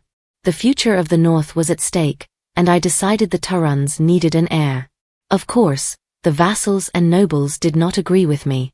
It was unheard of for an illegitimate child to become the heir. But I decreed it, and that's how it would be. He paused, his expression thoughtful. It didn't matter to me what the nobles said, but after seeing Damien again after a long time, I noticed the gloom that hung over him. The judgmental stares people gave him must have been painful. If I couldn't give him the attention he needed, I thought it best to send him somewhere he could get a proper education without worrying about those negative perceptions. He needed a safe and secure environment, which is why I sent him to the academy, away from prying eyes. I would have abandoned the Taran household if it weren't for Damien, Duke Hugo thought, his eyes still on Lucia. Now that I'm here, I can look after him. Can't he stay in Roam? She asked, her gaze meeting him as she remained in his arms. Duke Hugo's expression grew sober. He and I made a promise. I gave him my word that my title would be his once he graduates. If he quits the academy now, he might think he's been passed over as my successor, he explained to Lucia. She listened carefully, her concern evident. Do you really think that would be best for him? He asked, his voice calm before falling silent. Oh no, I didn't think of it that way, she admitted. Duke Hugo gently held her face and kissed her. Their kiss lingered for a moment before he pulled away. We took a break, he said with a slight smile. Huh? Lucia responded, puzzled by his word. The next day, Lucia remained in bed, too exhausted to move. I don't even have enough energy to lift a finger. I don't think I'll ever let him try that new method again, she thought, cuddling into herself, still feeling the effects of the previous night. She remembered telling Duke Hugo how good it felt, and her face turned red as she realized she had admitted that she enjoyed it. Not that I didn't enjoy it. I just can't keep up with him, Lucia murmured, turning her gaze upward to face the sunlight streaming into the room. The weather is so nice. I really should get up, she thought, but then closed her eyes momentarily. Huh? This soft touch. Who is it? She wondered as she felt a gentle hand on her head. Realizing who it was, she thought, oh, it's Hugh. I was worried when I heard you were still sleeping. Are you all right? He asked her gently. I'm glad you at least feel a little bad. I couldn't sleep all night, she replied, her expression slightly cross. That's a relief. It looks like you're okay, he said, leaning in to kiss her. As he pulled away, Lucia suddenly screamed, startling the Duke. He looked at her with a confused expression, unsure of what had caused her outburst. Lucia quickly covered herself with the bedsheet, leaving Duke Hugo stunned as he watched her, perplexed. What's the matter? He asked. My head, she replied, still holding the sheet up. Your head? Does it hurt? I'll get the doctor, he said, alarmed, as he began to rise. But Lucia grabbed his arm. Wait. That's not it, she said, stopping him. Last night, I didn't dry my hair properly, so it's a total mess. He looked at her, then swiftly pulled the bedsheet away, uncovering her. What are you doing? She asked, feeling shy. It looks the same to me, he said, examining her hair. He's so clueless. I don't want to look bad in front of the person I like, Lucia thought, feeling self-conscious. You're still pretty, he told her, causing her to blush. She looked at him with a mix of affection and frustration. You womanizer, she teased. Womanizer, what? He responded, taken aback. Forget it, Lucia sighed, resting her head tiredly on the bed. Did I do something wrong, Vivian? He asked, genuinely concerned. This doesn't seem fair. Of course. With my past and all, I can't say that I'm completely innocent, but still. Right now, I'm completely genuine, he thought, feeling a bit hurt. Aren't you busy? Lucia asked, trying to change the subject. Don't change the subject. I know that's one way you define me on your list, but why would you say that now of all times? He pressed, watching her closely. What list? Lucia asked, sitting up. You know, the list of terrible things you think about me in your head, Duke Hugo replied, looking tense. What?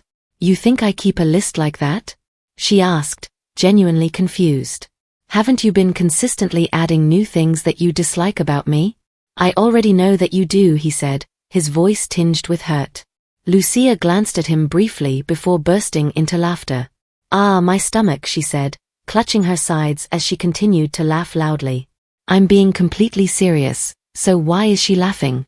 Duke Hugo wondered, watching her with a serious expression. I never thought he would worry about things like this, and with such a serious look on his face, Lucia mused, still laughing. Why is she still laughing? Duke Hugo thought, growing more confused. Aha, I can't stop laughing, Lucia said, wiping a tear from her eye as she began to calm down. So, when exactly do you think I add things to this list? She asked, trying to contain her laughter. How should I know? It's your list, he replied, maintaining his serious stare. Lucia tried to hold back her laughter but ended up rolling on the bed, laughing even harder. Oh dear. He really thinks I keep a list of all the bad things he's done. I never thought he would apologize or admit his mistakes, but is he actually acknowledging them? She wondered, finally stopping her laughter. I don't have a list like that, she assured the startled Duke. I'm happy I got to see this new side of him, she thought to herself. I'm too simple-minded to hold grudges like that, she added with a smile. Then why did you say what you did before? He asked. Well, that's because of what you suddenly said. You called me pretty, she replied, her face flushing.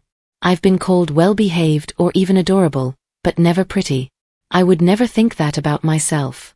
I know what I look like, she thought, feeling self-conscious. Duke Hugo was puzzled by her reaction. I only said what I actually think. Is that so wrong? He asked. She watched him quietly. He's doing it again, she thought.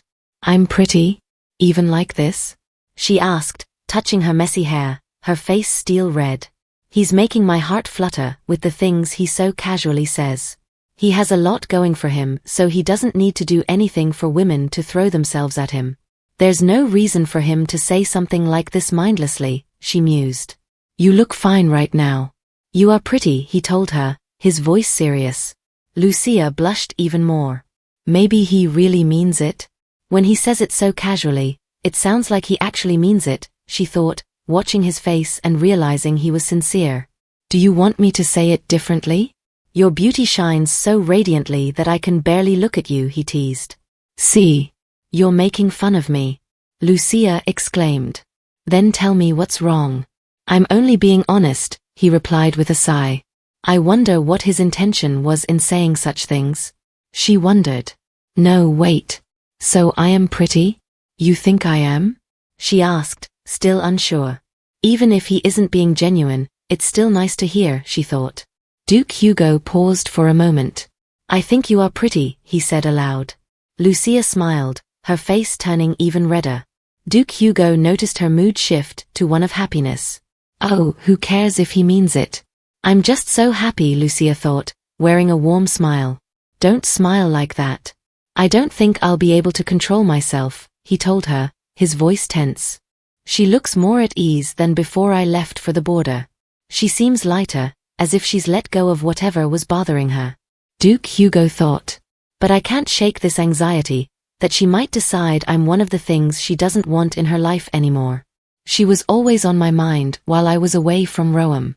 He remembered how relieved he was that they had made up before he left, but a lingering unease remained. Did we really put out all the flames? Or did we just blanket the fire, hoping it wouldn't spread?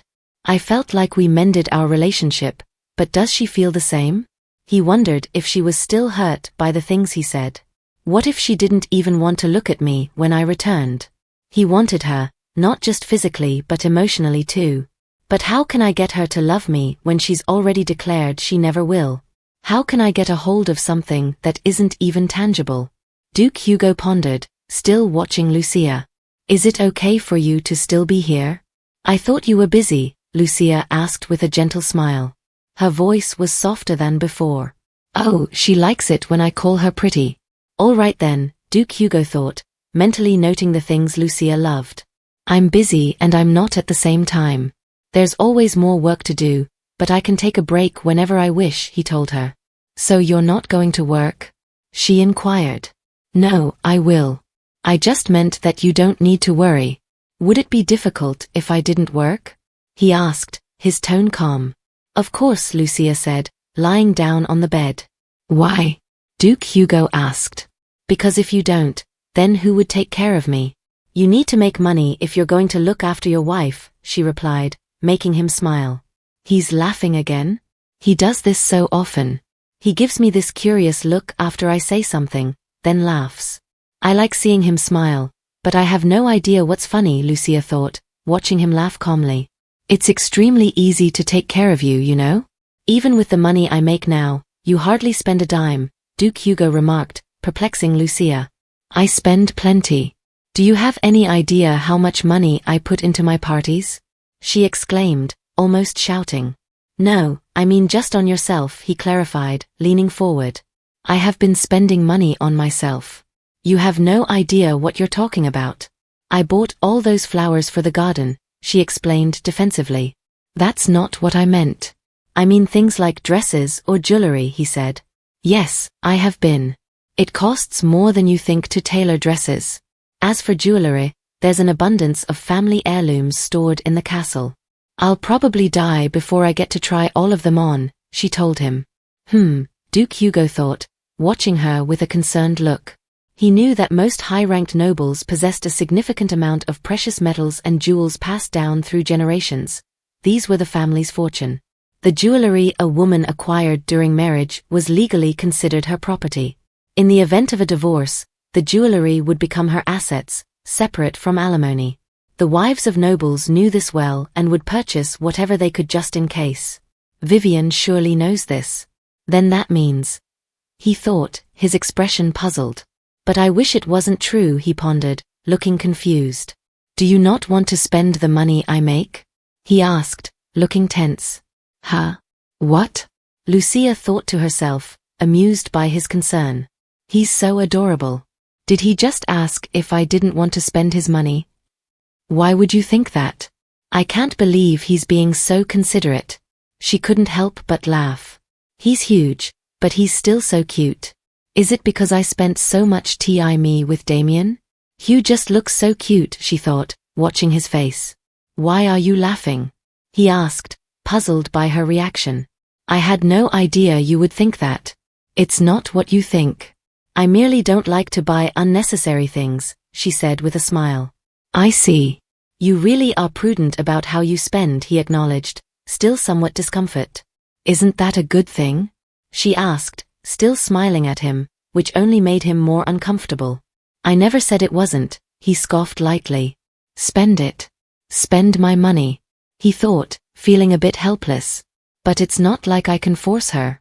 How cute, Lucia thought, watching him. I need something to tie her down, Duke Hugo mused inwardly. We're married, so we're already bound by one of the strongest ties there is, but it's still not enough. I need to find something that will personally motivate her to stay in this marriage. Something she desires. There's nothing more persuasive than personal interest to keep someone. Money or power won't work. To be honest, I've never seen anyone care so little about financial gain and power. He pondered this deeply. If not riches, then what else would a person desire? On the other hand, those born with nothing to their name still married and had families. What kept them together? Is it a child?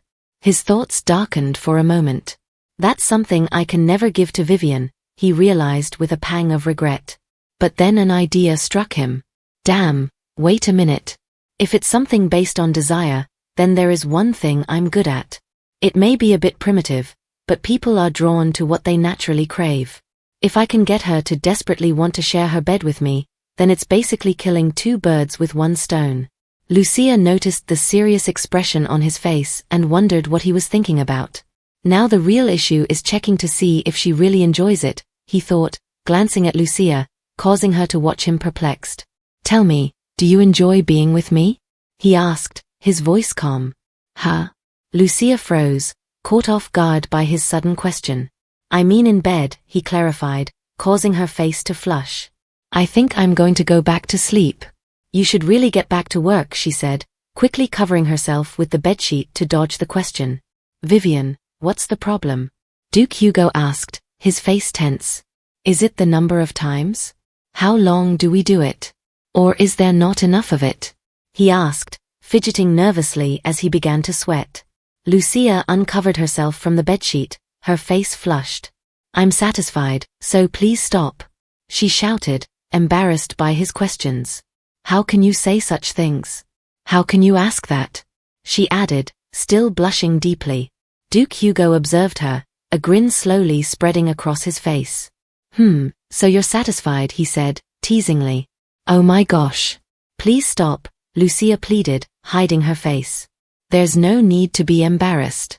We've said more daring things before," he reminded her, drawing closer on the bed. "That was different," she said, startled by how close he was. "We're in our bedroom, in bed together." "That doesn't seem so different to me," he replied. "But it's not the same because it's morning right now," she argued, her heart racing as he leaned over her. "We do it in the mornings sometimes," he pointed out. "That time you also slept in my bedchamber," she said, turning her flushed face away from his gaze. "You have an odd way of looking at things. So, it's okay when we make love all night until morning, but not when we start in the morning?" Duke Hugo asked with a smirk. Lucia was quiet for a moment before looking at him, and they shared a kiss. Duke Hugo, lost in the moment, tried to touch her leg, causing her to flinch. She placed her hands on his chest, trying to dissuade him. "Look here, Mr. Beast," she said firmly. "If you try anything further, then you'll be the one to explain to our guests tomorrow that they'll have to leave right after they arrive." Duke Hugo watched her with a startled expression before bursting into laughter. He laughed so hard that his face turned red, and then he leaned his head forward to touch hers, embracing her with a smile. "You really are funny," he said cheerfully. As he laughed, Lucia could feel his whole body vibrate against hers. "Oh, I'm so happy right now," she thought, tears forming in her eyes. "Now I understand what people mean when they say you're so happy that your chest hurts." Feeling overwhelmed, she leaned into his shoulder, just wanting to hold onto this moment. Later in the day, Duke Hugo observed Lucia and Damien from his study window. He noted how close they seemed, something that didn't come naturally to Damien, who was often distant with others. "It's only been a few weeks, and she's already tamed that wild pup," Hugo thought. He couldn't help but think of how Vivian had a unique ability to draw people to her side, recalling how even Jerome, his reserved butler, had warmed to her. With the garden party approaching tomorrow, Hugo felt uneasy about how Damien would be received. He knew that many nobles wouldn't believe the Duchess genuinely cared for a child born out of wedlock. Society was too cynical for that. They would assume she had some ulterior motive, but Hugo was certain that Vivian was well aware of how things looked. His thoughts drifted back to when he first learned about Damien's existence. Sir Philip had told him, he is Master Hugo's son.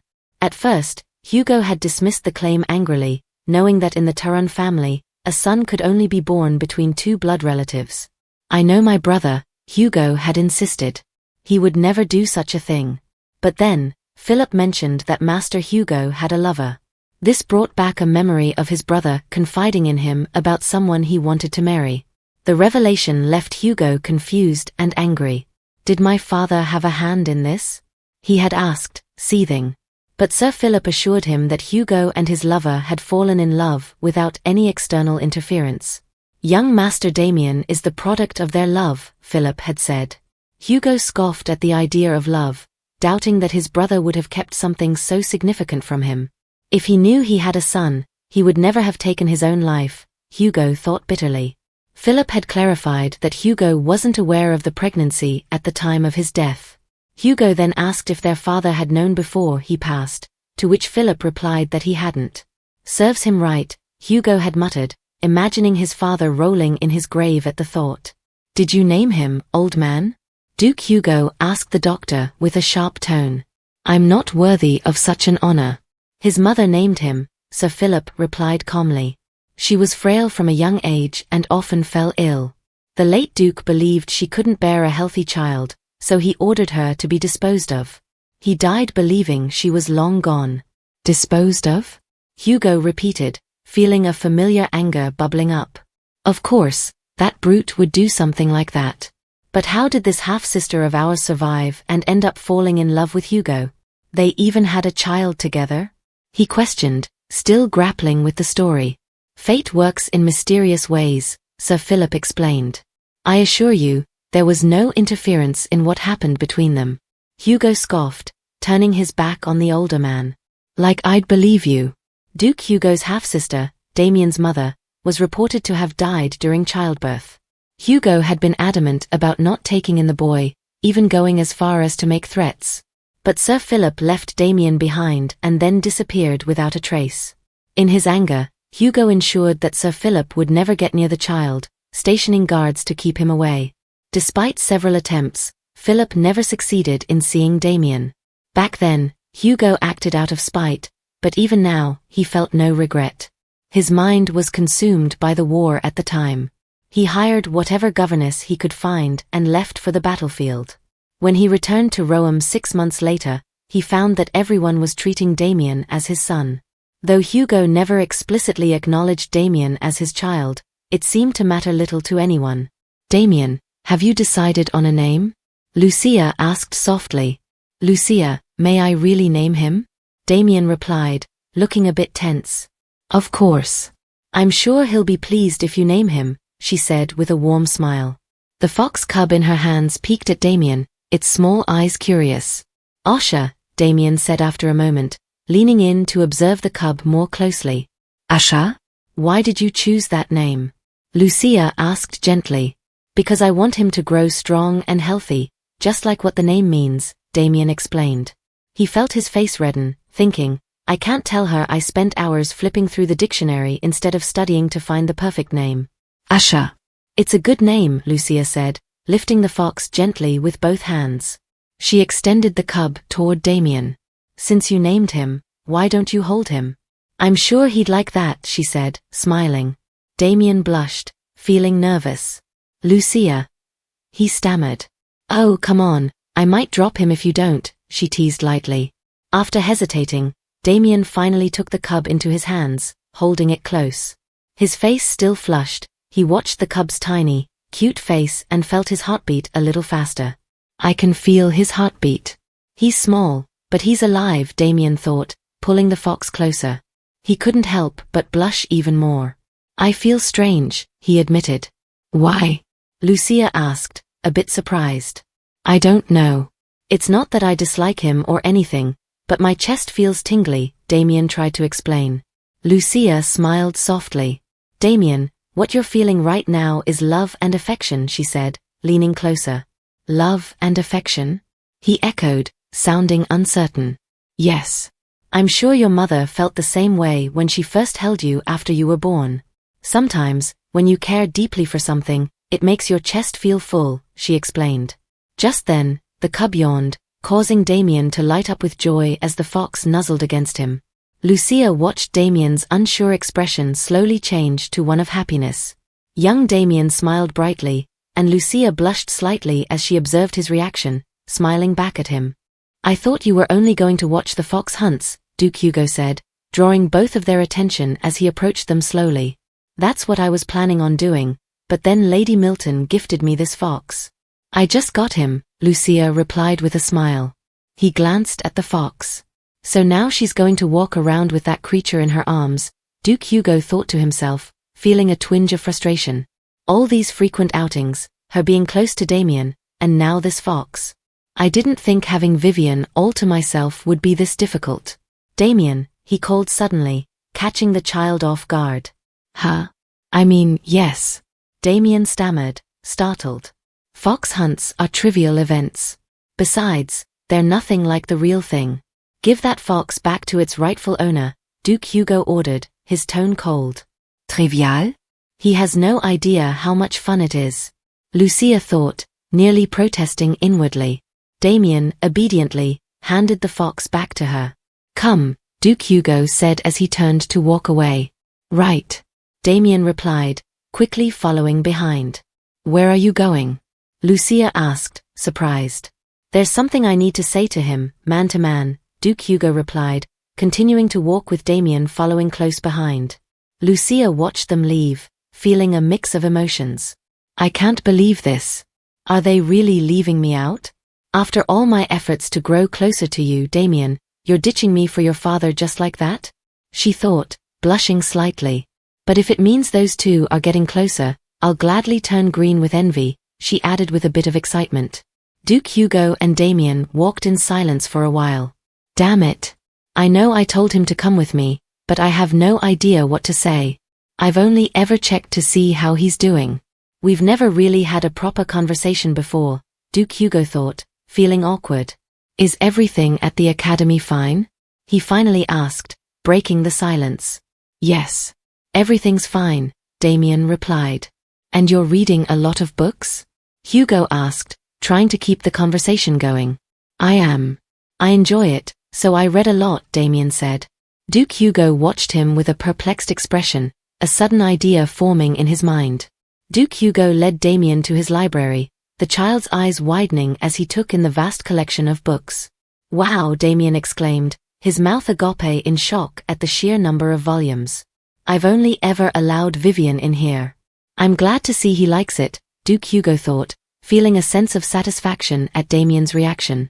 Are there more books behind that door? Damien asked, pointing to a door at the far end of the library. There's nothing of interest to you in that room. It's full of garbage, Duke Hugo replied, his tone firm. But inwardly, he knew the truth. The door led to a room that only the heads of the Turan family could access, a room filled with the family's darkest secrets. Damien will never see what's behind those doors, he vowed silently. Go ahead and look around. You're free to come here and read whenever you wish, he told Damien. Oh. Thank you, Damien said, dashing off to explore the shelves. That room will be burned to a crisp before Damien takes my title. I made this decision a long time ago. These secrets will die with me, Duke Hugo thought as he watched the boy eagerly pick up a book. Earlier, he had observed Damien and Lucia from a distance, curious about their conversation. Lucia, I wondered what was so private, but it's just a fox, he thought, recalling how she handed the cub to Damien. A name for a beast? How pointless. But when he saw Damien smile as he held the fox, it caught him off guard. The boy's expression brought back memories of his brother Hugo, who had promised to protect him. Duke Hugo pictured his brother's warm smile and felt a pang of sorrow. It's you, Hugo. I've missed you so much, and here you were beside me this entire time, he reflected. Damien is the hidden trace of you that's remained, but he's also the obstacle that disrupted my plans to end the family line. I hated the boy as much as I liked him. But now I see, Damien isn't a hindrance. He's a new beginning. Duke Hugo remembered how his brother had always been different from the rest of the Turan family. Kind, pure of heart, and a lover of life. Now that same blood flows through Damien, he thought as he watched the boy smile. The Turan family will be reborn under his rule, he said inwardly. Soon, the day of Lucia's garden party arrived. Ladies of high society arrived in their luxurious carriages, and the table was set for a large crowd. Thank you for having us, Your Grace, a countess said gently as she greeted Lucia. Ah, welcome. I'm very glad you're here, Lucia replied, wearing a warm smile as she graciously welcomed her guests. Duchess, Kate called cheerfully, smiling as she approached. Lady Milton, welcome, Lucia responded warmly, clearly pleased to see her friend. Thank you for inviting me. The weather is wonderful today. I'm sure today's party will be a success, Kate said, glancing at the bright sky. I see that Madame Michelle isn't with you, Lucia noted, her expression shifting to one of concern. Yes, she really wanted to attend, but she's still not well, Kate explained. I should pay her a visit sometime, Lucia replied thoughtfully. I'm sure my great-aunt would appreciate that very much, Kate said with a gentle smile. Your Grace, the young master is waiting for you in the first-floor hall, a maid informed Lucia, interrupting the conversation. Oh, I'll be just a moment, Lucia said to Kate before turning to the maid. Please show Lady Milton to her seat. Yes, Your Grace, the maid replied, and Lucia excused herself to go find Damien. As Kate followed the maid, her mind wandered.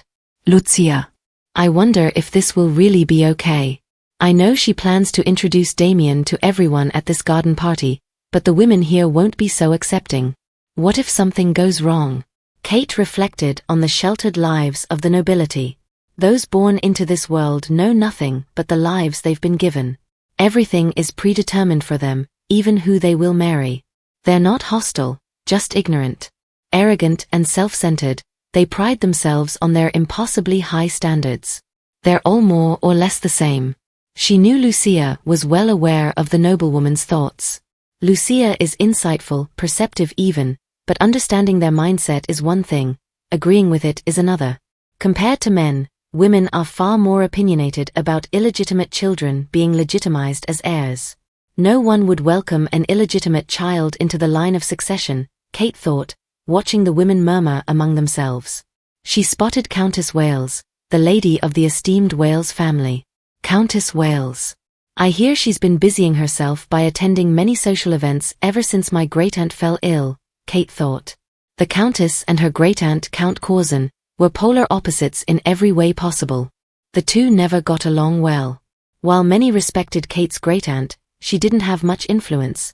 Not that she ever cared for such things. On the other hand, Countess Wales thoroughly enjoyed throwing her weight around. She relished the attention people gave her. Countess Wales never enjoyed horseback riding, so she never set foot near the tracks. However, when she heard that Lucia took Damien riding and introduced him to the other noblewomen, she remarked, "I see that the Duchess is still in need of prudent advice. It would be wise of her to have someone by her side to advise her." Or so the rumors say, Kate thought. I hope she doesn't cause any unnecessary trouble, Kate said inwardly, looking tense. Is the party running smoothly? Duke Hugo asked Jerome as he attended to some paperwork in his office. Yes, Your Grace. Almost all the guests have arrived, Jerome replied. Is there anyone who didn't show up? Duke Hugo inquired. 2 have stated they cannot attend due to health issues, and another 2 have informed us they are running a little late. Otherwise, everyone is in attendance, Jerome said with a grin. Good, Duke Hugo replied. I know she'll be fine, but I can't help but worry about her bringing Damien to the party, the Duke thought, looking terrified. Duke Hugo paused what he was writing for a moment. Does the name Lucia ring any bells for you?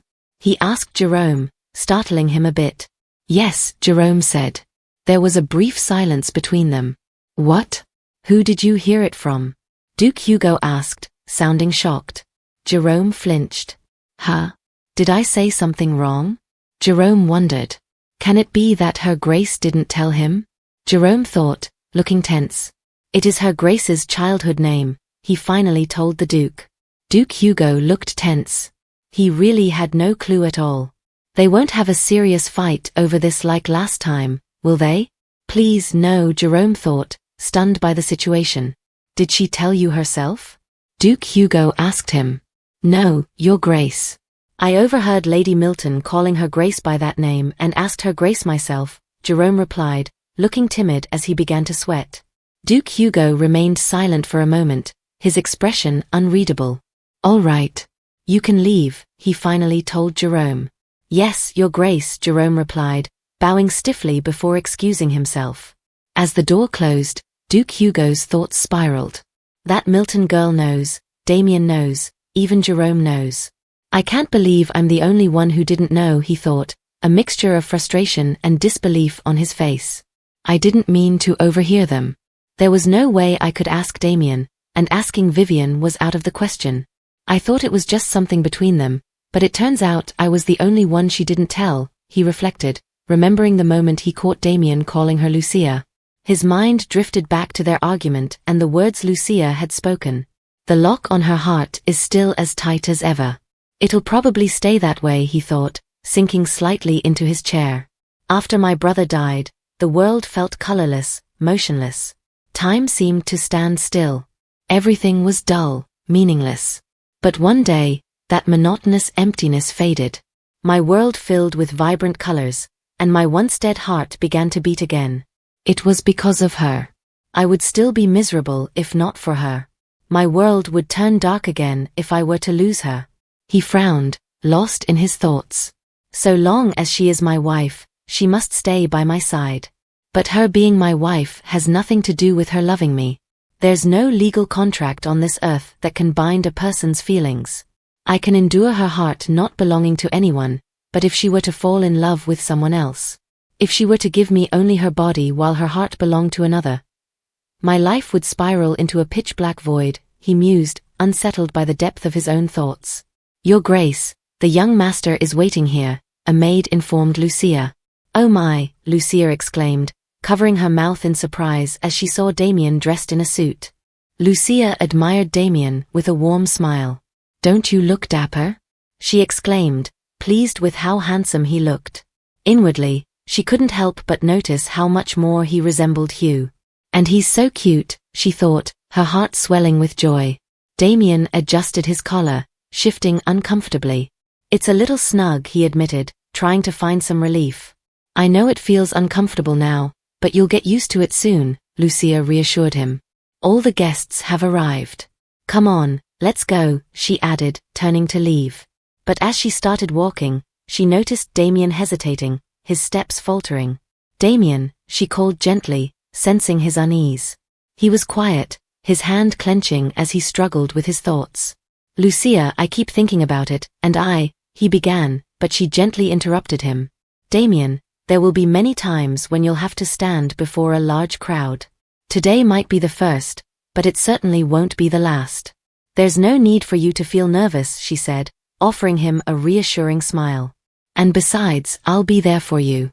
If anyone tries to offend you, I'll make sure they regret it, she added with a touch of protectiveness. Damien looked at her, his face flushing with a mix of surprise and admiration. His eyes widened slightly, caught off guard by her words. You don't believe me, do you? Lucia asked, her tone firm but caring. That's not what I was thinking, Damien responded softly, still stunned. Then we'll tell your father about it. He's quite intimidating, so he'll make sure no one mistreats you, she said with a smile, her tone lightening as she reached for his hand.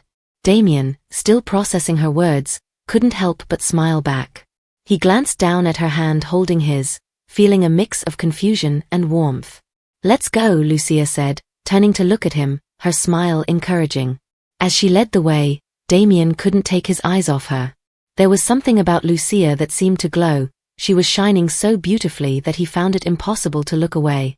In the Duke's office, the atmosphere was tense. Your Grace, there's an urgent report of a rapidly spreading plague, Ashen informed, his voice steady but grave. A plague? Duke Hugo echoed, a slight twitch betraying his surprise. Yes, dozens of northerners have fallen ill, all displaying the same symptoms. The district affected is just on the outskirts of Roam, about 3 or 4 hours away by horseback. That's likely why they sent word immediately, without waiting to monitor the situation further, Ashen explained. Duke Hugo's expression grew serious as he absorbed the information. This isn't good, he thought, feeling a wave of concern. We'll leave right away. Have the knights prepared for departure, and summon a doctor who can ride, he instructed, rising from his seat. If this is an epidemic, it would be disastrous if it reached Roam, he thought, his mind already racing with the potential consequences. Yes, Your Grace, Ashen responded promptly. I heard Sir Philip is in town. Shall I arrange for him to ride with you? At the mention of Sir Philip, Duke Hugo flinched, his demeanor instantly hardening. He fixed Ashen with a stern look. No. Find someone else, he replied, his tone sharp, almost a shout. Yes, Your Grace, Ashen acknowledged with a respectful bow, leaving to carry out the orders. Meanwhile, in the garden, Lucia stood at a podium, addressing her guests with a gracious smile. I am greatly honored by everyone's attendance today. Thank you so very much for your time. While I realize that not everything may be prepared to perfection, as this is my first time hosting such a grand gathering, it is my deepest hope that everyone has a wonderful time, she announced, her voice warm and welcoming. Among the crowd, Kate Milton observed Lucia with a calm, contemplative look. Lucia has only ever hosted small parties, she thought. She's never opened a ball, so this is her largest social event to date.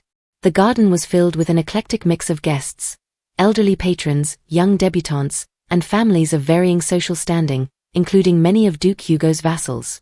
Lucia had invited a diverse group, preferring to mingle with different people rather than confine herself to the same circle. Her approach to socializing draws mixed opinions, Kate mused. Those who favored grand, opulent balls found Lucia's intimate gatherings lacking in flair, while those who held sway in northern society appreciated her subtlety and restraint. As Lucia continued to speak, the guests' reactions varied, some admiring her poise and others quietly appraising the event's success. But for Lucia, this gathering was an opportunity to connect with a broader audience, a step beyond her usual circle, and she hoped it would leave a lasting, positive impression. Lucia addressed the gathered guests with a composed smile. Since we're all here today, I'd like to take this opportunity to introduce someone, she began, her tone warm and inviting. Damien, come here, please, she called, beckoning him to join her. The guests fell silent, stunned by the unexpected turn of events, and soon murmurs of surprise spread through the crowd. Lucia, you can do this, Kate thought, silently rooting for her friend. I'm sure everyone here is already aware, Lucia continued, Damien is to be the next head of the Turun family. Though he is still young, I wanted everyone to officially meet him. Her announcement caused a ripple of shock to pass through the audience. Oh dear, what on earth is going on? A lady whispered, clearly displeased. Goodness, another lady responded, her expression tense. The sudden clatter of a teacup hitting its saucer drew all eyes to Countess Wales, who wore a serious, disapproving look. Countess Wales, Kate thought, feeling the unease spread through the crowd. Is there something the matter, Countess? Lucia asked, her expression puzzled. I thought today's gathering was only open to the ladies, Your Grace. This doesn't seem very befitting of today's theme, Countess Wales replied, her tone pointed. He is still but a child, Lucia responded, her expression firm. And though he may be a boy, this certainly isn't the first time something like this has happened, especially in the capital. Her calm but serious tone left the Countess momentarily speechless. I had to say something that would challenge her pride, Lucia thought. The North's social scene can't compare to that of the capital. She may be an important figure here, but outside the North, her influence is insignificant. This is a warning, Countess Wales. I suggest you stop right here, Lucia concluded inwardly, her gaze turning cold as it met the Countess's eyes. Countess Wales gritted her teeth, barely containing her anger. How dare she? She thought, her expression hardening in response to Lucia's silent challenge. I suppose there's nothing more I can say, Countess Wales remarked with a frown. Humph. I was right about her. It's all just an act. She's not the gentle and sweet Duchess she pretends to be. The Countess's thoughts turned bitter as she assessed Lucia. And she claims no interest in the North's social scene? What an absurd lie. Only a fool would think people will bend to her word just because she's the Duchess. If there's one part of society where rank and title hold no sway, it's the inner circles of high society. Not even the Queen has complete influence over the capital's social circles, so how could a Duchess expect absolute control over the North just because of her position? Countess Wales mused, feeling a sense of superiority. I've heard the rumors about the Duchess from the capital. While not all the gossip is true, I know far more about her than most people here in the North.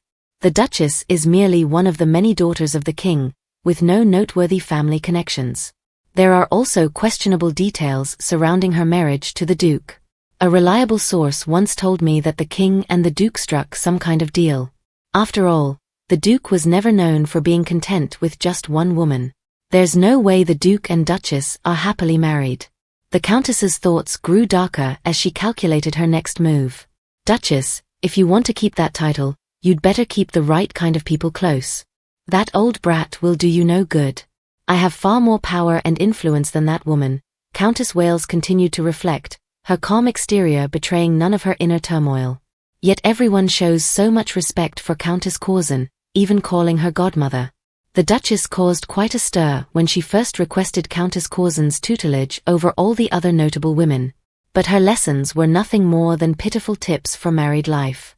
Today's garden party was the perfect opportunity to make a strong impression on the Duchess. All I needed was the right moment. Thank you for providing it, Duchess, she thought, pleased with how events had unfolded.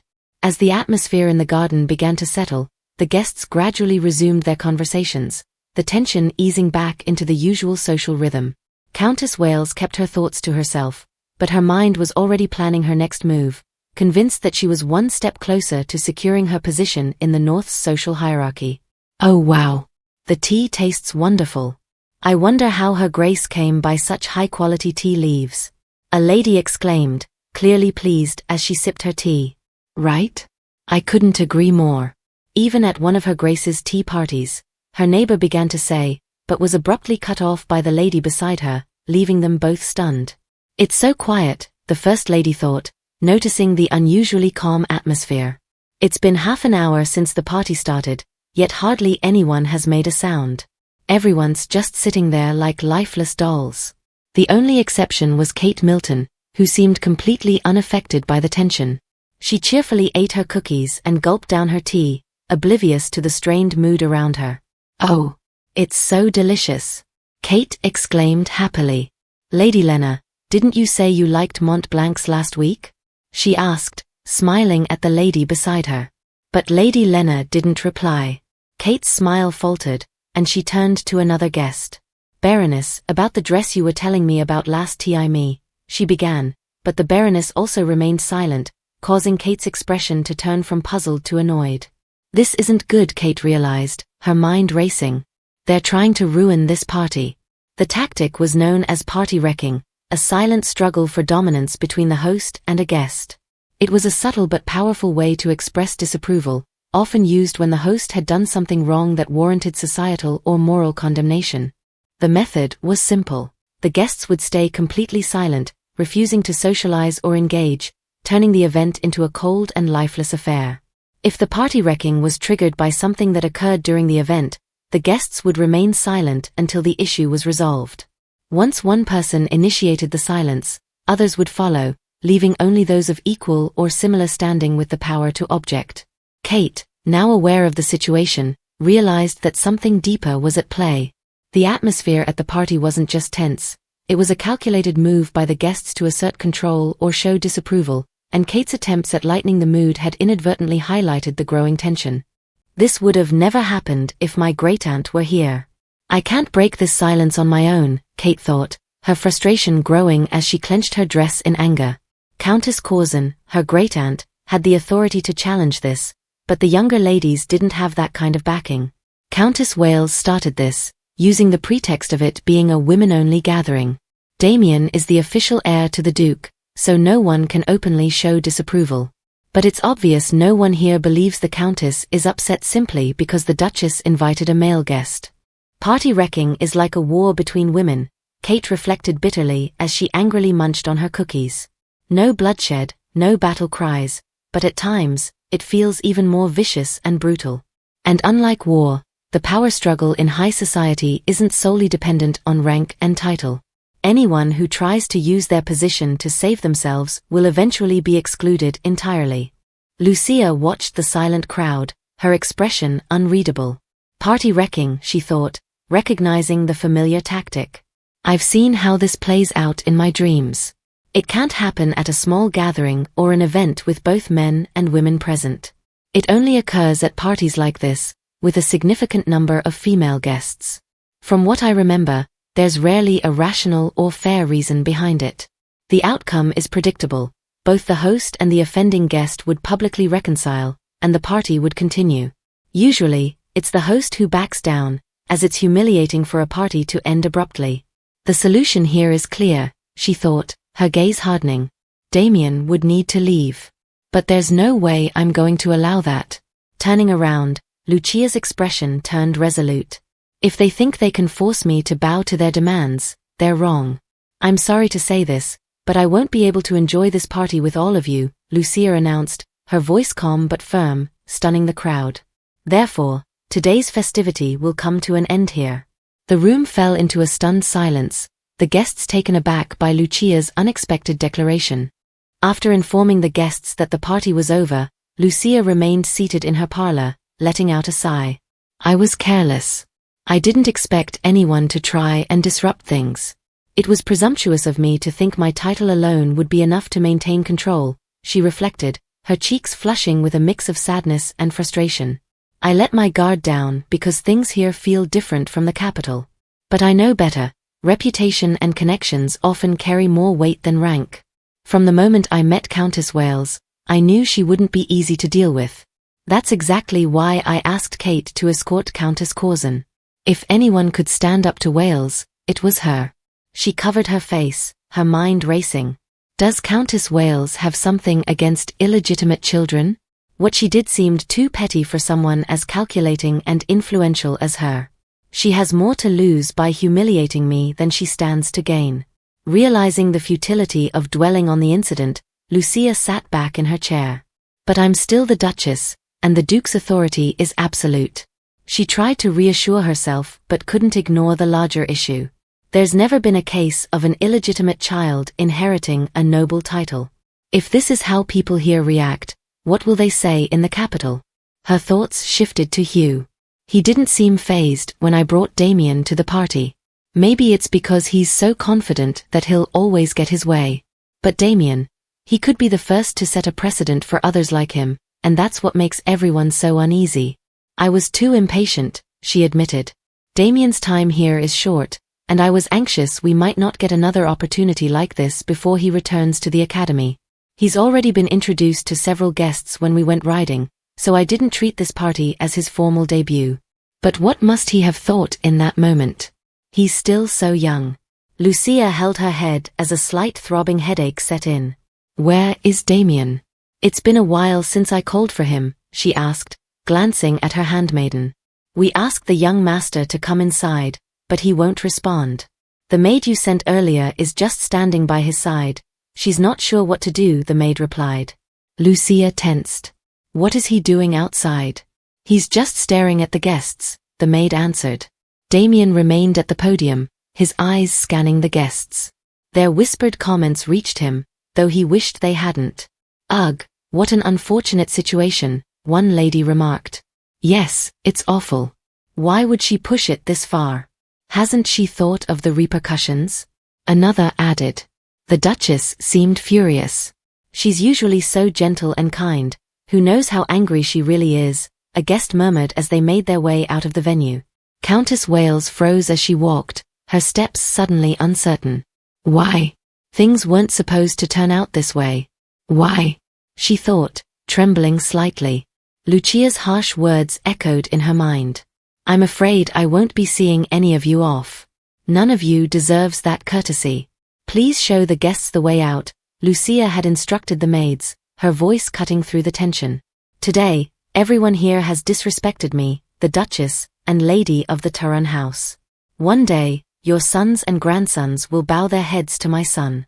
This is what it looks like when a parent ruins their child's future, Lucia had declared, her eyes cold as she stared down the countess before walking off, leaving Wales stunned. Even the sharpest social tacticians fumble when faced with a disaster like this, and Countess Wales was no exception. I was sure the Duchess would feel cornered and remove the young lord from the party, but nothing like that happened. This was all for your sake, Duchess, she thought, watching Lucia leave the garden. Their marriage is just for show, Wales mused. The Duchess is likely using the boy to secure her position. It's all a ruse. I didn't think she truly cared for the Duke's son. I was merely playing along, touching on her naivete, her failure to grasp the gravity of the situation. I thought that once the party was wrecked, she would retreat, her ego bruised but intact. Sooner or later, she'd realize it wasn't as terrible as she believed. In the eyes of others, she would have done her best, trying to accept a child that isn't hers and enduring the shame that followed. People would have seen her as an understanding, accepting mother. Once the dust settled, I could approach her gently, make amends, and the whole affair would be behind us. It would have been the ideal opportunity to get close to her. I had it all planned out. But now, Countess Wales's thoughts spiraled, the clarity of her plan unraveling before her eyes. What shall we do? If my husband finds out, he'll be enraged for sure, a lady whispered, drawing the attention of those nearby. Everyone knows what the Duke is like, so why even ask? This is something that happened between us women. The gentleman shouldn't be involved, another replied. Well, not everything goes according to what's appropriate, now does it? It's common knowledge that the Duke and Duchess care deeply for one another, the First Lady said. Then I'm not sure what to do. It'd be best to avoid these events for a while, said the Second Lady. Why does Countess Wales care so much about the Duke's successor? A voice murmured. Didn't you know?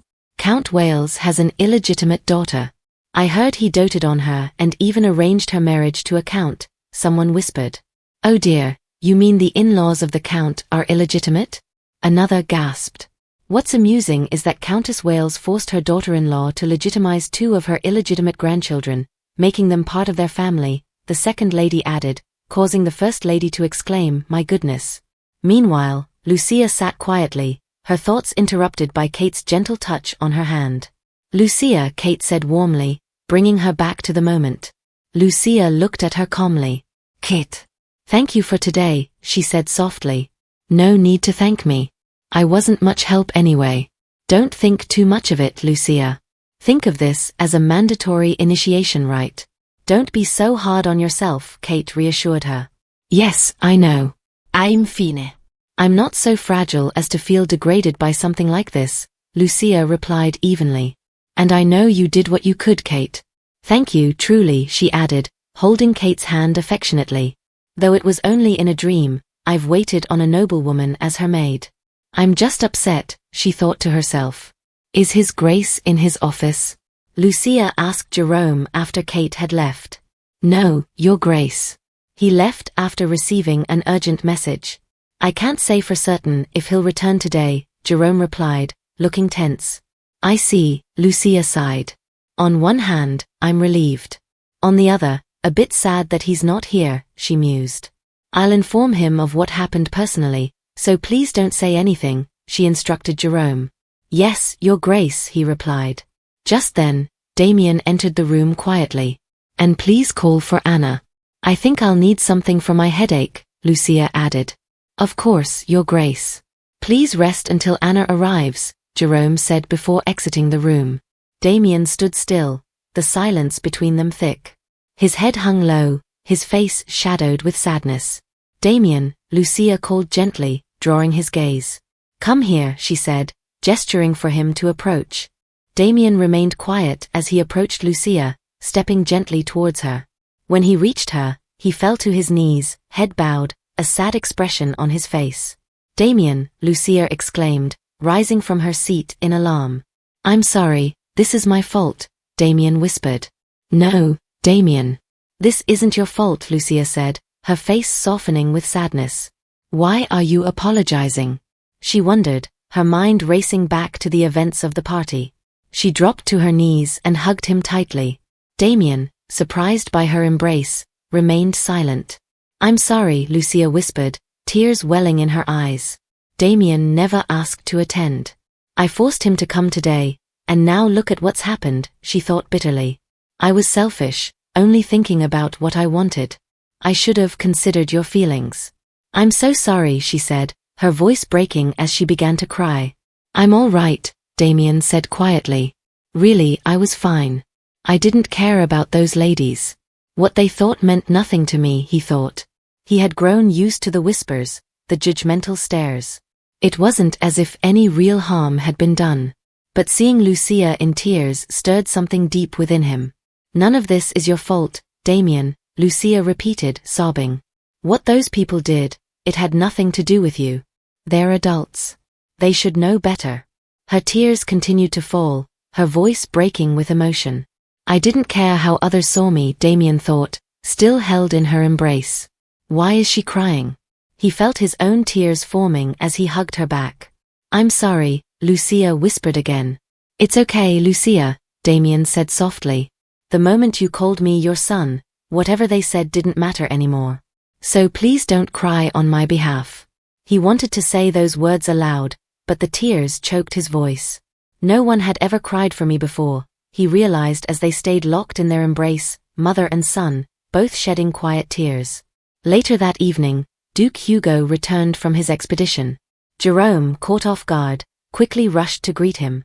Your Grace, Jerome said, his voice tense.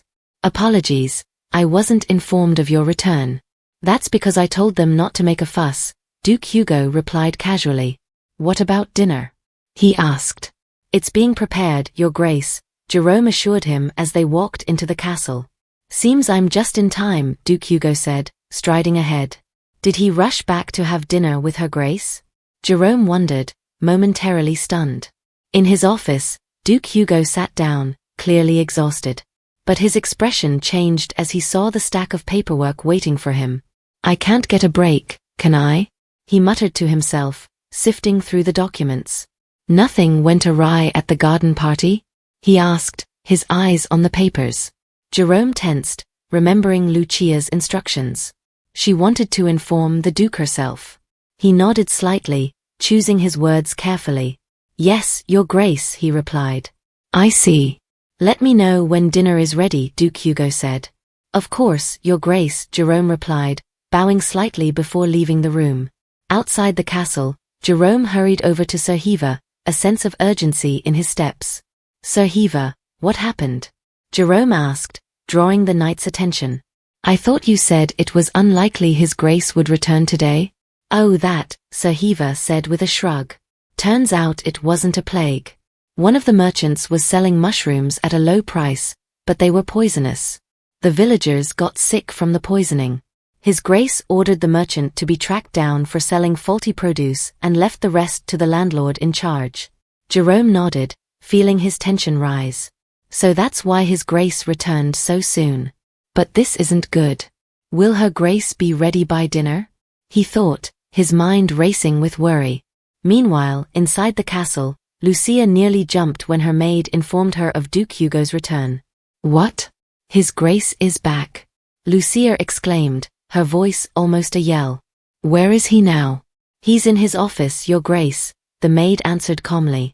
I guess I'll see him at supper, Lucia thought, trying to steady herself. Could you bring me a cold, wet cloth? She asked the maid. Of course, Your Grace, the maid replied, hurrying off to fetch the cloth. Lucia sighed, glancing at her reflection. Oh no, my eyes are all puffy from crying. I don't want him to see that I cried over something so trivial, she thought, feeling a wave of embarrassment wash over her. As she left her room, she spotted Jerome and immediately confronted him. Jerome, you said he wouldn't be back today, Lucia exclaimed, her frustration evident. I said he might not come back, Your Grace, Jerome replied with a small, apologetic smile, hoping to ease the tension. Not that he definitely wouldn't. Lucia sighed, shaking her head slightly but allowing a small smile to break through. Jerome's light-hearted tone had a way of calming her nerves, even when she was flustered. Lucia dabbed her swollen eyes with the cold cloth, but it didn't seem to help much. My eyes are still puffy. I shouldn't be this upset over what happened, she thought, staring at her reflection in the mirror. I've been in a bad mood all day, with a headache, and haven't rested at all. No wonder the swelling won't go down. She sighed, thinking back to her feelings of guilt toward Damien. I cried so much over how I treated him, I don't think I have any tears left. I need to talk to him, she thought, her hands pausing as she touched her eyes again. Can you tell I've been crying? She asked the maid. It's not very obvious, Your Grace, the maid replied, though she looked uneasy. I just need to get through dinner, Lucia told herself. I'll talk to him at night, when I'm calmer. I wonder how he will react. Probably just nod, not make a fuss about it, she thought, as she sat at the dining table with Damien. When Duke Hugo entered, his gaze immediately went to Lucia. He'll probably think nothing of it, she continued, but as he sat down, the silence between them felt heavy. Duke Hugo looked at Lucia, noticing her lowered head. Without a word, he reached over and gently lifted her chin, startling her. Their eyes met, and he saw the redness from her tears. What happened? He asked, his voice calm but with an undercurrent of concern. Did you cry? Lucia tried to avert her gaze. Let's just have dinner, she said quietly. Why? He pressed, his eyes narrowing. Jerome, Duke Hugo called, demanding answers. Jerome stepped forward, looking tense. There was an incident at the garden party, Your Grace. The guests engaged in what we call party wrecking, he explained. Party wrecking? Duke Hugo repeated, confused. It's when attendees deliberately ruin a social event by remaining silent, creating an oppressive atmosphere, Jerome continued. And why did this happen? Duke Hugo asked, his voice hardening. Jerome hesitated. It was because of young Master Damien, he said. Duke Hugo's jaw clenched. Damn it, he muttered under his breath. I thought she could handle this on her own. I should have been there, should have known those vipers would turn on her. I was too careless, he thought, still gently holding Lucia's face as he saw the sadness in her eyes. What did they do to you? Duke Hugo demanded, pulling her gaze back to him. They did nothing, Lucia whispered, tears welling up in her eyes. Hugo's expression softened in shock as he saw the tears begin to spill down her cheeks. Without hesitation, he scooped her up in his arms, holding her close to his chest. Bring our meals upstairs, he instructed Jerome. Then, turning to Damien, he added, finish your dinner here and return to your room afterward. Yes, sir, Damien replied, wide-eyed and confused. With Lucia in his arms, Duke Hugo left the dining room. As Damien watched them leave, a deep sadness settled in. Lucia didn't leave her room all day. I hope tomorrow I'll see Mother smiling again, he thought.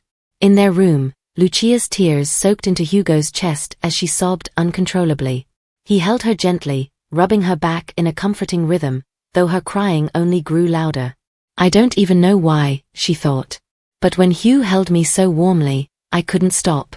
It was like I was a child again, and someone finally understood how I felt. Lucia's pain wasn't about the garden party, it ran deeper. The sorrow she'd held in for years since losing her mother, since living in the palace, began to pour out, overwhelming her. For the first time, it felt like someone was telling me that none of what happened was my fault, she thought, the tears still flowing. As her sobs slowly subsided, Duke Hugo's fury simmered beneath his calm demeanor. How dare they make Vivienne cry like this? He thought. What could they have possibly done to upset her so much? Those frivolous women, always gossiping and scheming. They have no idea who they're dealing with. Despite his anger, he remained quiet, holding her as she sniffled against him. Vivienne may seem gentle on the outside, but I know she's strong. She's clever and resilient.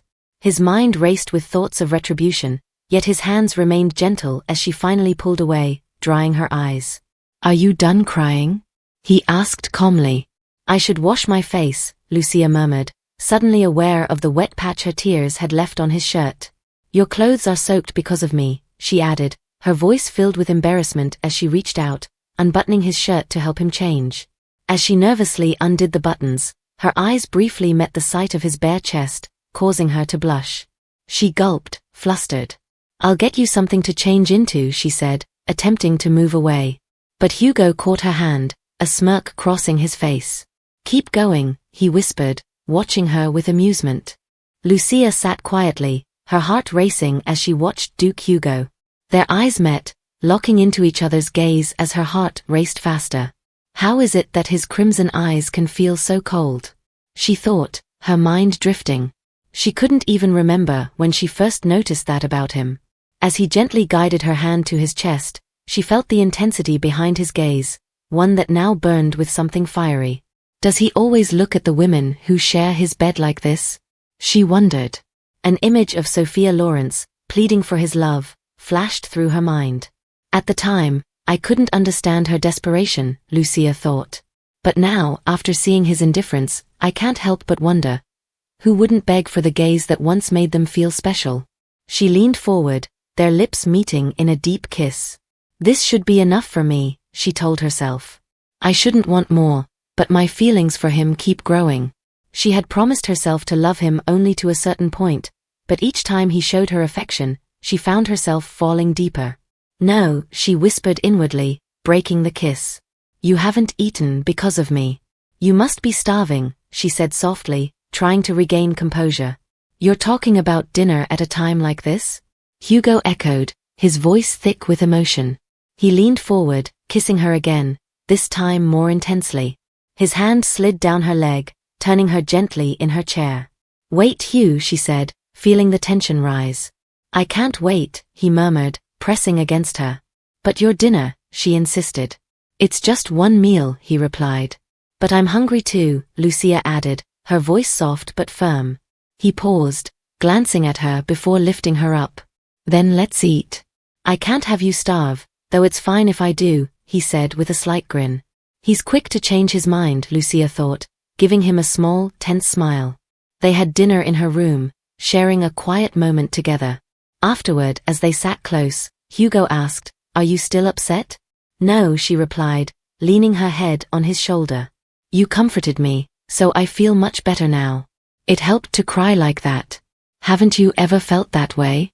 She asked. Hugo's gaze lowered, his expression darkening slightly as memories from the past surfaced. I can't say, he replied quietly, lost in a moment he couldn't forget. Duke Hugo's expression darkened as memories resurfaced, recalling that cold winter night when he had found his brother's lifeless body in the tower. His gaze had been sad, yet no tears had come. I don't think I have ever cried, he said quietly, meeting Lucia's gaze. Now, tell me what happened. It's just as Jerome said, Lucia replied, letting out a soft sigh. The garden party was ruined. Bringing Damien upset the guests, but I didn't want to play along with their behavior, so I ended it. It wasn't really that big of a deal. Not a big deal, he repeated, his voice firm. You were bawling your eyes out. Tell me what else happened. That was really all, she said, sounding exhausted. I was careless, but what truly hurt me was Damien. I felt terrible for what he must have felt, and that's what really got to me. Is that everything? He asked again, his tone more demanding. Of course, she replied, her expression steady. Lucia seemed to have calmed down, and Hugo watched her closely. She's not going to say more, he thought. He's not as fragile as you think, he finally said, his voice softening. Yes, I know, she smiled, a hint of warmth in her eyes. He's your son, after all. Duke Hugo glanced at Lucia, his thoughts stirring. She never asked about Damien. I thought she didn't care for him. But to think she'd shed so many tears for him. He turned to her, his curiosity getting the better of him. Why didn't you ask me anything about Damien before he came here? He asked. Lucia went quiet. Because you never spoke of him first. I thought it was a topic I wasn't allowed to bring up. Why? He pressed. Back when I first visited you at the estate in the capital, I could tell you were reluctant to speak of him, she explained. Did I seem that way? He asked. Don't you think if I pushed, you'd question my intentions, even after we got married? She's not wrong, Hugo thought, his gaze shifting away. I would have found it suspicious if she had shown interest in Damien. His face tensed as he considered her words. She's oddly perceptive about things like this. The documents for Damien's legitimation aren't complete yet. That's why I called him here, he admitted. Lucia frowned. The process isn't done? I thought you'd already handled it. I know you agreed to my plans for Damien before our engagement, but I wouldn't finalize anything without consulting you first, Duke Hugo replied, noticing the surprise on her face. You thought I'd just register him into the family without telling you, he added, his tone growing defensive. Go ahead, paint me as the villain. I know what you think of me. Lucia felt a pang of guilt. That's not what I think at all. She exclaimed. Then what do you think? He asked, watching her closely. You're a very capable landlord, she stammered, feeling awkward. I never imagined the North was such a pleasant place before I came here. Hugo raised an eyebrow. That's not exactly what I wanted to hear, he thought. So Damien is officially my son now? She asked, steering the conversation back.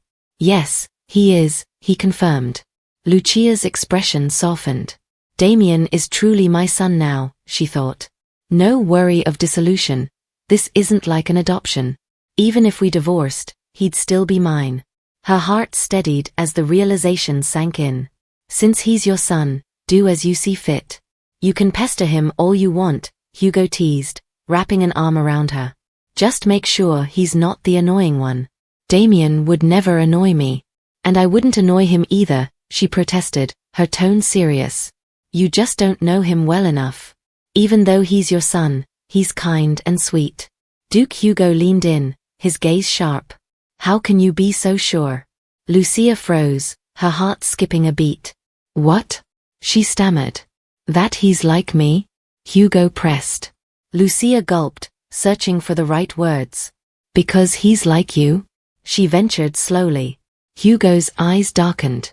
Then you should be even more careful. You know the rumors about me, don't you? His voice sent a chill down her spine.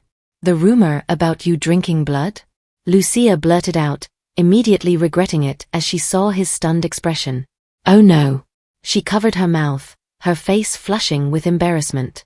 What I mean is there's a rumor about you, she exclaimed, trying to calm the atmosphere. Drinking blood?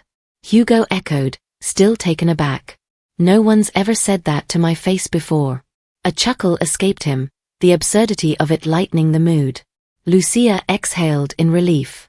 At least he's not angry. I don't believe it, of course, she said quickly. It's just a rumor. But it's not completely untrue though, Hugo said with a smirk. You do get a taste of blood during war. Oh right, Lucia replied, absent-mindedly nodding. Is that what you were curious about? He asked, amused. Not really. Maybe a little, but that was a long time ago. I don't think you drink blood now, she said, her face turning red. Hugo laughed. Any other rumors I should know about? I don't know, she mumbled. I must say, you're a daring woman. What were you thinking, asking a bloodthirsty monster to be your husband? He teased, gently bumping his forehead against hers. Please don't tease me, Lucia whispered, before he kissed her. They lingered in the kiss, but Lucia eventually pulled away, pushing him lightly. Stop. You have work to do, she reminded him. So? He asked, not moving. I'm getting up too. I've had a long day, and my head hurts. I need some air, so I'm going for a walk, Lucia said, springing from her seat. You. Get to work, she playfully urged him toward the door. Hugo remained calm, watching her push him out. I suppose there's always a chance before bedtime, he mused before leaving. Later that night, he returned to her bedchamber. Go to your room and sleep there, Lucia said firmly, closing her book. Hugo looked bewildered.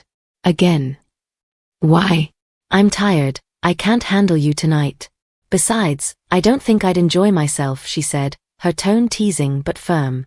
This is all because of those damn women. I'll get back at them for this, Hugo thought, flinching inwardly in frustration. All right.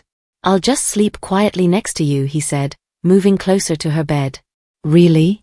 I don't believe you, Lucia eyed him skeptically as he sat beside her. I kept my promise yesterday, didn't I? He reminded her. Hugo quickly slid under the covers, cuddling close to her. I'll just sleep like this, he murmured, his hand resting against her chest. Lucia's face flushed as she felt his touch. Move your hand, she protested. Stop squirming. You'll only provoke me if you keep moving, Hugo warned, his body pressing against hers. Lucia's heart raced. I can feel something against my skin, she thought, her face burning as she realized just how close they were. Give me a little space, Lucia said, almost stammering, her face still flushed. Why? Are you feeling tempted? Hugo teased, a small smile playing on his lips. Of course not. She quickly replied, her face reddening even more. You've been so busy with your party and spending time with Damien. Now that it's over and his legitimation is settled, don't you think you should pay a little more attention to your husband? He said playfully. I won't try anything. I'll just sleep as I am, he added, his hand giving a gentle squeeze. Lucia hesitated. He said Damien, she thought. Do you dislike Damien? She asked, turning to meet his gaze. No, I don't, Hugo replied without hesitation. Then why did you send him to boarding school? She pressed. I told you, because I couldn't properly look after him, Hugo explained. Even so, it's rare to hear of a duke's heir being sent away like that, she said, sitting up slightly. There's no rule that says I have to do things the way others do, he responded, his tone calm. And besides, the Academy's status was rising at the time. Nobles from all over the world sent their children there to form connections with other high-ranking families. In 10 years, graduating from Exium Academy will be essential for nobles. It'll be beneficial for Damien's future, he added, more to himself than to her. So, you thought that was what was best for him? Lucia asked, her voice tense. Yes, Hugo answered simply. He's honest, she realized, watching his face. Every time she'd asked him a question, even if he didn't elaborate, he always told the truth. Does that mean he'll answer anything I ask? She wondered. Why didn't you visit Damien after sending him to the academy? Weekly reports of his well-being are placed on my desk. I knew he was doing fine, so I didn't feel the need, he explained. He really does answer everything. She thought, amazed. He has his reasons for everything, even if I don't fully understand them. Hugo gently stroked her face. Your eyes are still swollen, he said softly, leaning in closer. I might have cried a bit too much. Hopefully, the swelling will be gone by tomorrow, Lucia replied, resting her head against him, hugging him gently. Who started it? Hugo asked, his voice drawing her attention. Lucia glanced up, seeing the warm smile on his face. She quickly shifted her expression, her gaze turning cold. No, you can't, she said firmly. I can't what? Hugo asked, his brow furrowing. Whatever it is you're planning to do, don't. You can't involve yourself with what happened at the party. She insisted. Hugh, promise me you won't interfere. I'll do what I see fit, he replied casually. Hugh, no, she protested. If you care about me at all, you won't. They'll all take it out on me because they can't show disapproval towards you. Please, don't get involved. Who would dare? He demanded, his voice laced with frustration.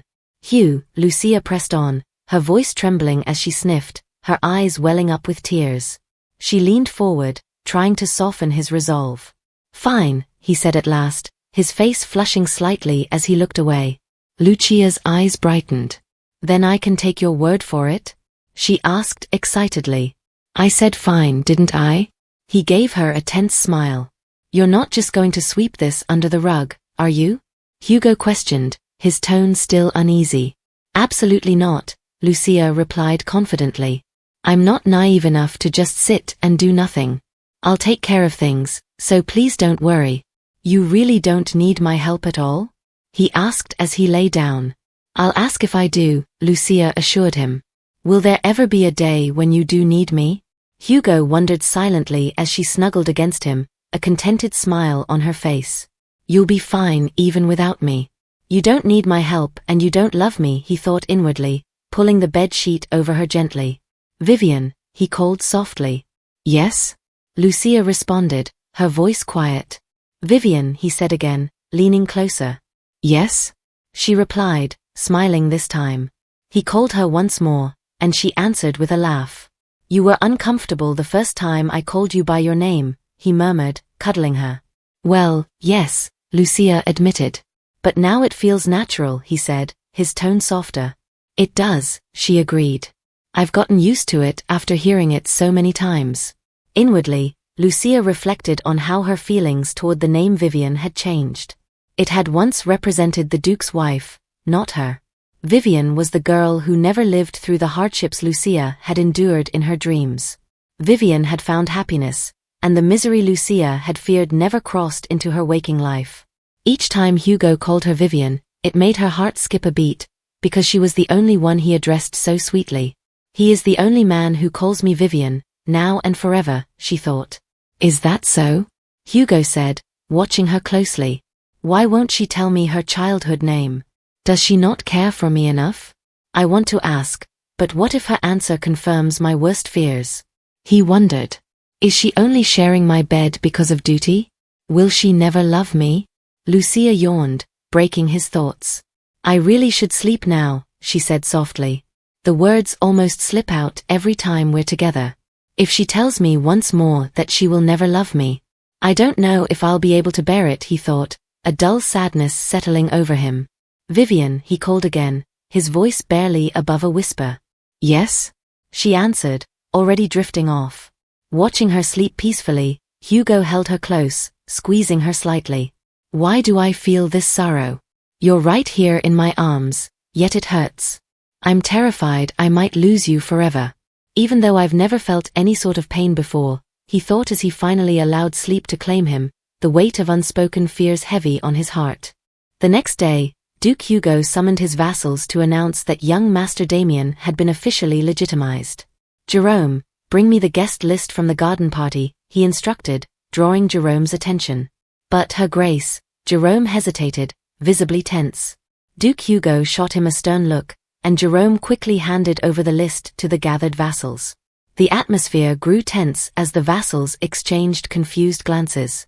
Those of you on this list, Duke Hugo said, his tone sharp, would be wise to keep a close eye on your family's actions. His words sparked quiet fear among them, with one count feeling a chill run down his spine, convinced that the warning implied much more than was said. Technically, I didn't cross any of Vivian's boundaries, Duke Hugo thought, satisfied with his handling of the situation. I didn't do anything physically. Jerome, however, felt his anxiety rise. I can't believe he did this. This won't end well for the ladies who attended that party. Another rumor's bound to start, and then I'll never hear the end of it from Fabian, he worried. Sure enough, a rumor soon spread throughout the north. Anyone who crossed the Duchess would face the Duke's wrath, a deadly and fiery one, they said. A week later, life in Roham resumed its usual tranquility. Lucia behaved no differently, and the household staff quickly moved on from the event. But Damien couldn't forget. I felt so powerless, he thought, holding tightly to the fox cub, recalling the whispers from the garden party. If father were here, this wouldn't have happened. I'm weak, his fist clenched at the thought. I couldn't protect her, not as I am now. It's not just because I'm still a child, but because I have no power. Being young is only an excuse. I know how young I am, he reflected, thinking back to the academy where he was often the youngest in his class. Although some students looked down on him for his age and uncertain background, they never crossed the line due to his academic excellence. One's capability defines one's power, he thought, clenching his fist harder. That's the most valuable truth I've learned. At Exium Academy, there was an elite student group known as the Circle, whose influence permeated the entire school. The head student, called Sita, held significant power, and all members of the Circle were upperclassmen. Because of this, Damien had never interacted with them.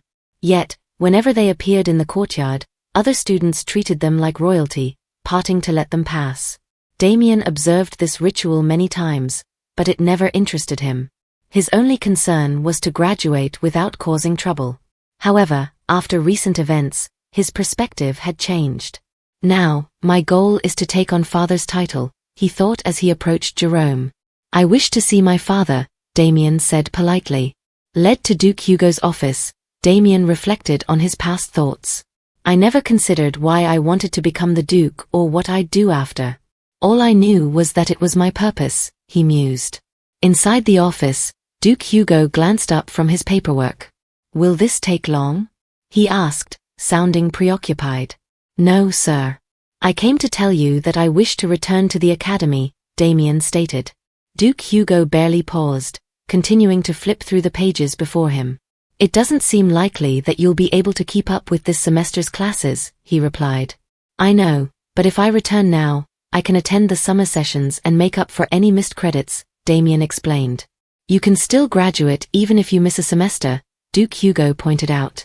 I want to get the best grades possible, Damien insisted. I've told you before, you only need to graduate, the Duke said, pausing his writing. Yes, I remember. But this is what I want, Damien replied firmly. Why? Duke Hugo asked, his attention finally focused on Damien. To protect someone important to me, Damien thought, picturing Lucia's smile. I want to grow stronger by elevating my capabilities, he answered, conviction clear in his voice. You want to elevate your capability? Duke Hugo asked, glancing up. Scholars don't rule the world. How can you prove that the skills you've acquired at the academy will help you grow stronger? My title is yours as long as you graduate. The power that comes with being Duke is considerable, he said, returning to his writing. Damien's gaze dropped to the floor. It doesn't matter if I graduate with average scores or at the top of my class. Either way, I'll inherit the title when I finish at the academy. He clenched his fist. But I don't want it handed to me. I want to earn it. Damien respected his father, a knight of unmatched skill and the strongest person he knew. But he also recognized he would never live the same way. I need to build on my own strengths, he thought. The knowledge he gained at the academy was his greatest asset, and the highest goal he could reach there was to become the Sita. I wish to become the Sita, Damien declared, meeting his father's eyes. Duke Hugo paused his writing, looking up. The Sita, Damien began to explain, but Duke Hugo cut him off. I know, he said. He was well aware of the Sita's growing influence, especially since the war. By the time Damien graduated, the position would carry immense weight, likely more than that of a king in some remote nation. If he becomes the Sita, his reputation as a bastard won't matter anymore, Duke Hugo thought. Though I doubt he's thought that far ahead. Reports had never mentioned Damien being interested in anything beyond his studies, and this sudden desire for power puzzled him. That position isn't given for high marks alone, he warned. I know, Damien replied, determined. Remember this, having mediocre power is worse than having none at all.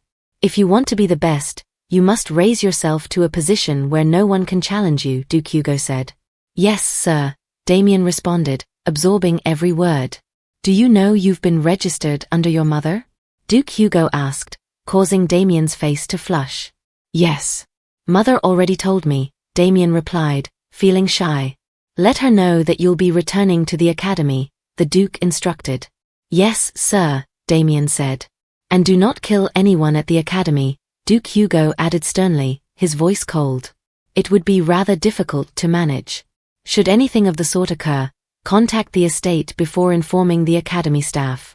Yes, sir, Damien replied, his body tense. Father truly is terrifying, he thought. Then I'll take my leave, Damien said calmly. All right, Duke Hugo responded as Damien left his office. For a moment, the Duke sat in thought, recalling Damien's request.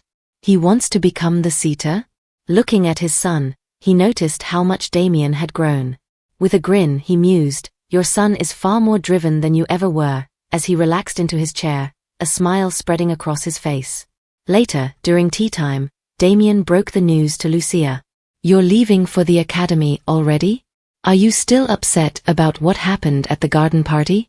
She asked, her face full of concern. Not at all.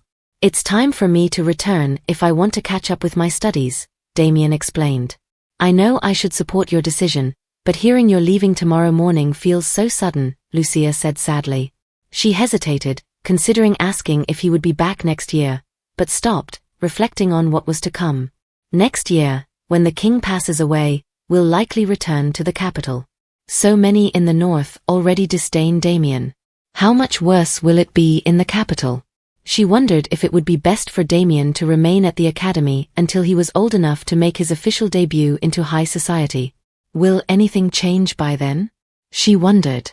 Is something the matter? Damien asked, pulling her from her thoughts. Lucia looked at him silently for a moment, then shook off her worries. No, I have to believe things will be different, she thought, her face brightening. If you're leaving tomorrow, you don't need to study today, right? Would you like to spend more time together? She asked excitedly. I'd love to hear more about what it's like at the academy. Of course, Damien agreed, blushing as he began to share his experiences. They exchanged smiles throughout, enjoying the moment together. The day of Damien's departure arrived swiftly. The castle's servants gathered outside as he prepared to leave. Take care of your health and study hard, Lucia told him softly. Yes, I will, Damien replied. Don't skip meals, and be careful not to fall ill, she added, her voice warm with concern. Duke Hugo, standing beside her, gently interjected, I think he understands your worries, Lucia.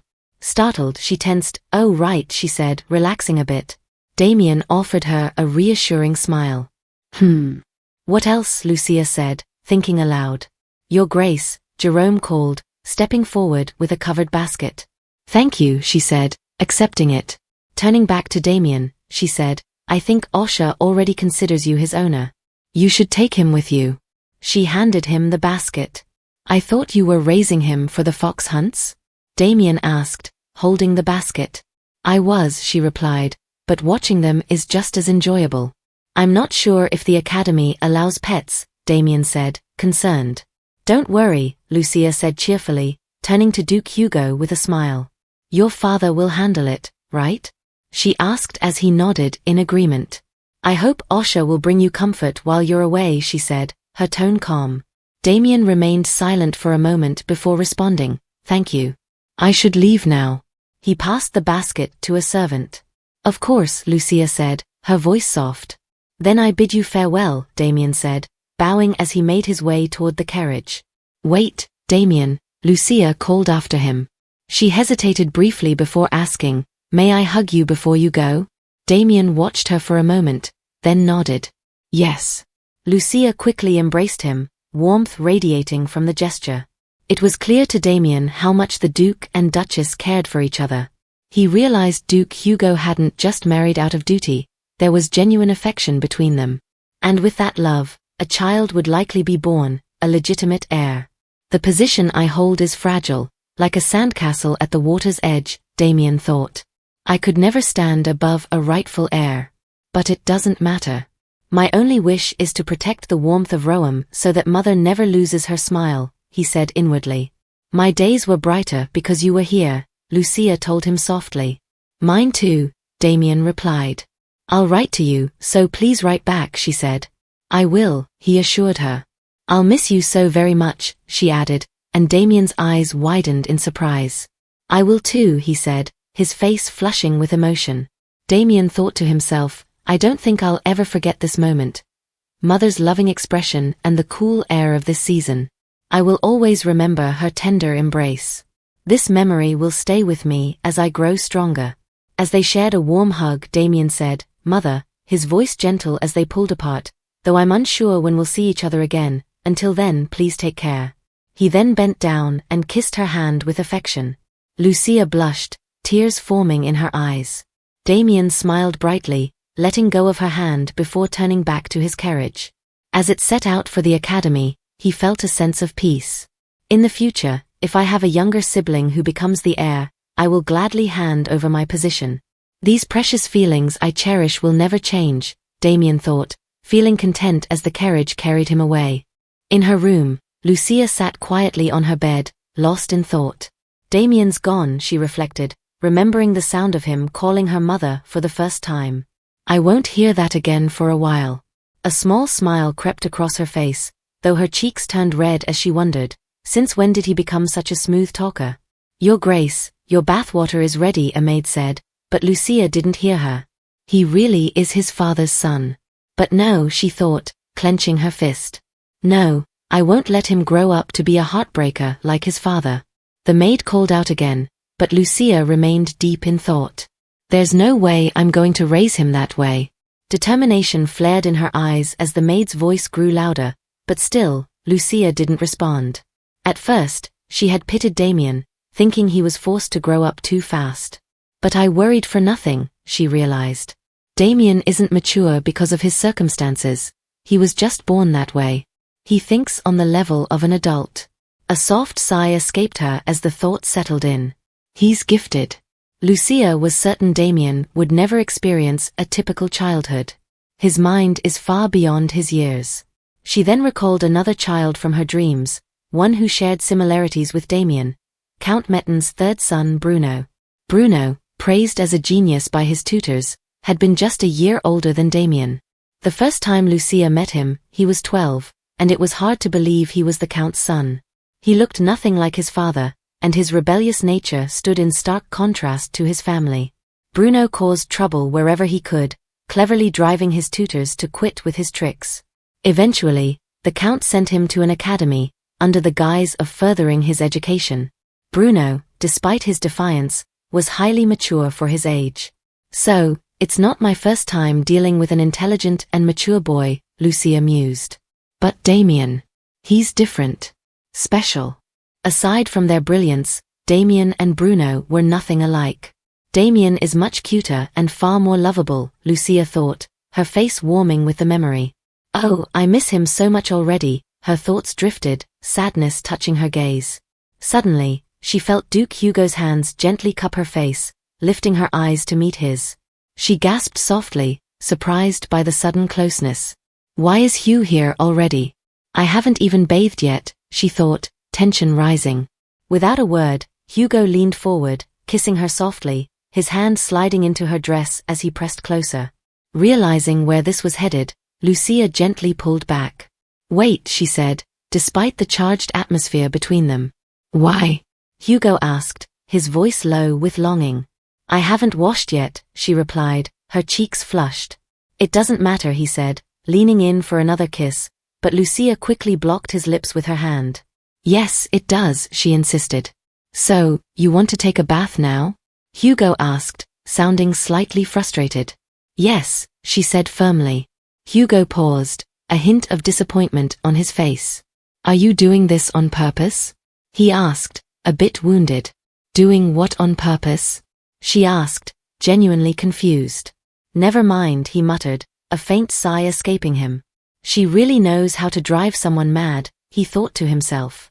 Without warning, Hugo scooped her up into his arms, startling her. Hugh? What are you doing? Lucia asked, her eyes wide. Stay still.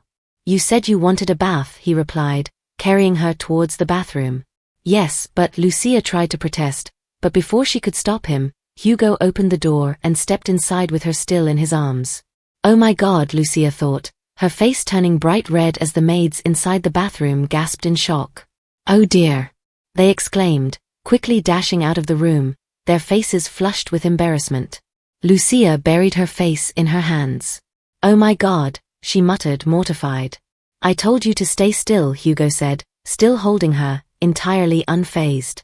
In the bathroom, Lucia and Hugo kissed passionately, engrossed in the moment. Once they settled into the warm bath, Lucia felt a sense of calm wash over her, though she was still dazed by the intensity of the moment they'd just shared. She leaned back, a soft smile on her face. Hugo noticed her expression. "Are you all right?" he asked, his voice gentle as he brushed a strand of hair from her face. She blinked, coming back to the present. "Yes," she replied, a little flustered but smiling, her cheeks still flushed. Her mind drifted as they relaxed in the water together. After a few moments, she looked up at him thoughtfully. "Earlier, you looked like something was bothering you. Why was that?" He paused, a bit surprised by her question. "Oh, I thought, maybe you were feeling down about Damien leaving." His voice softened, and she could see the concern in his eyes. Lucia's expression warmed, and she shook her head gently. "Of course not. He's off to continue his studies, and that's where he should be. I'll miss him, yes, but I'm happy for him." Hugo's shoulders relaxed, and he gave her a soft smile. "I'm glad," he murmured, his hand brushing through her hair as he leaned in, pressing a tender kiss to her forehead. She sighed contentedly, resting her head on his shoulder. "Maybe I'll write to him, just little things to remind him of home. And perhaps he'll even call me mother now and then in his letters." Hugo chuckled, holding her a bit tighter. "I'm sure he will. And he'll appreciate every word." In the quiet, warm space, they sat close, enjoying the simple joy of being together, their thoughts drifting to family, home, and the small comforts they shared. After their bath, Lucia and Hugo lay together in bed, wrapped in the warmth of each other's presence. Lucia shifted slightly, resting her head on his chest, her eyes thoughtful. "Hugh, there's something about Damien I wanted to ask." He gave a soft sigh, closing his eyes. "Don't talk about another man while we're in bed," he murmured. "What do you mean?" "He's your son," she replied, incredulous. "Doesn't change the fact that he's male, does it?" His tone was serious, though there was a trace of amusement beneath it. Lucia huffed, holding back a smile. "Fine, fine. But that doesn't mean we can't talk about him at all."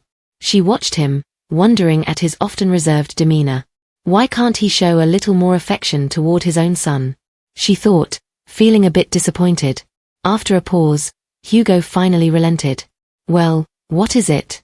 "It's just, Damien's so respectful, so thoughtful. I can hardly believe he's your son sometimes," she teased softly. Then, with a more serious tone, she asked, "About Damien's birth mother. Has she ever reached out? Said anything about him?"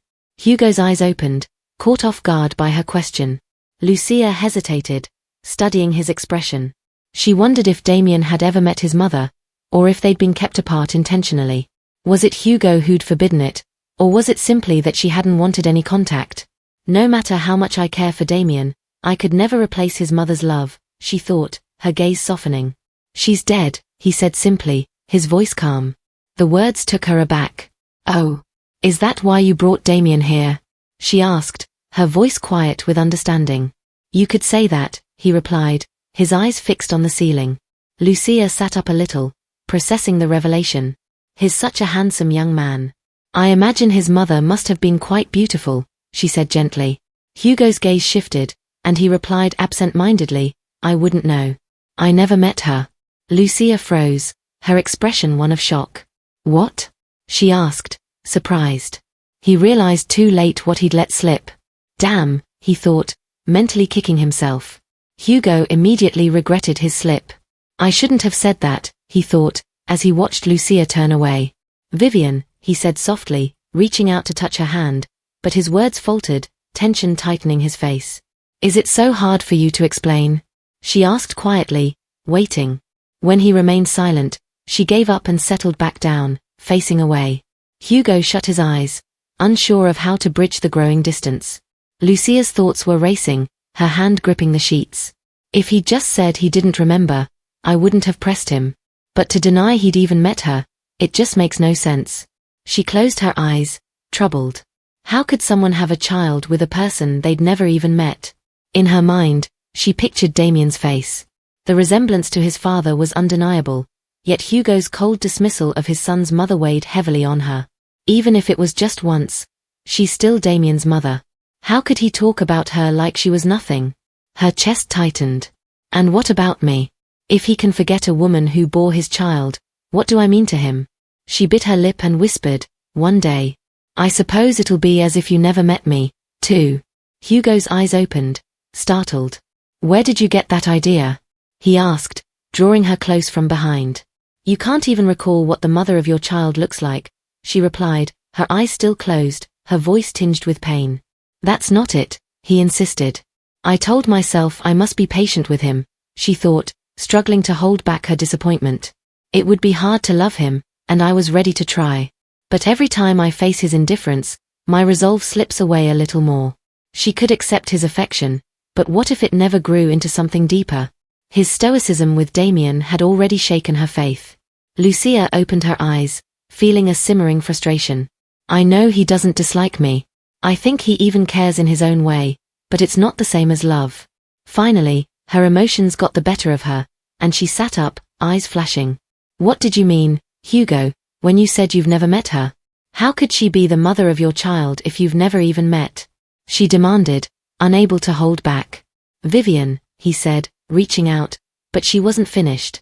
"Oh, right, I must be overreacting. How foolish of me to get upset," she said sharply. "Vivian," he murmured again, his voice firmer, and their eyes met, locking in a tense silence. He took a deep breath, steadying himself. "Damien, he's not my real son," he said, his tone calm despite his inner turmoil. Lucia froze, stunned. "What? Damien isn't." "He's not," Hugo said, pausing, his face tense. "Not your son?" Lucia asked, her hand covering her mouth as she tried to process the revelation. After a quiet moment, he spoke. "I heard you ask Jerome about the West Tower incident. I assume he told you about my brother?" "He did," she replied softly. "Damien is my brother's child." "That would make him my nephew," he continued, watching her reaction. Lucia's eyes widened, her heart pounding. "Damien, does he know?" she asked, her voice barely above a whisper. "He doesn't. It's just you and me. No one else knows," Hugo answered calmly. After a moment, he added inwardly, "Well, except Sir Philip, the old doctor. Are you planning on telling Damien someday?" she asked. Hugo was silent for a moment. "Only if he asks," he finally replied. Lucia nodded slowly. "Then I'll keep quiet as well." Her gaze softened with realization. "Wait, if Damien's not illegitimate, then he shouldn't be treated as such," she thought. But another thought crept in, or maybe it's safer for him to carry that label, rather than being known as the son of a man accused of murdering his own parents. Hugo's voice brought her back. "I know it may sound strange, but what happened at the West Tower isn't exactly what it seems.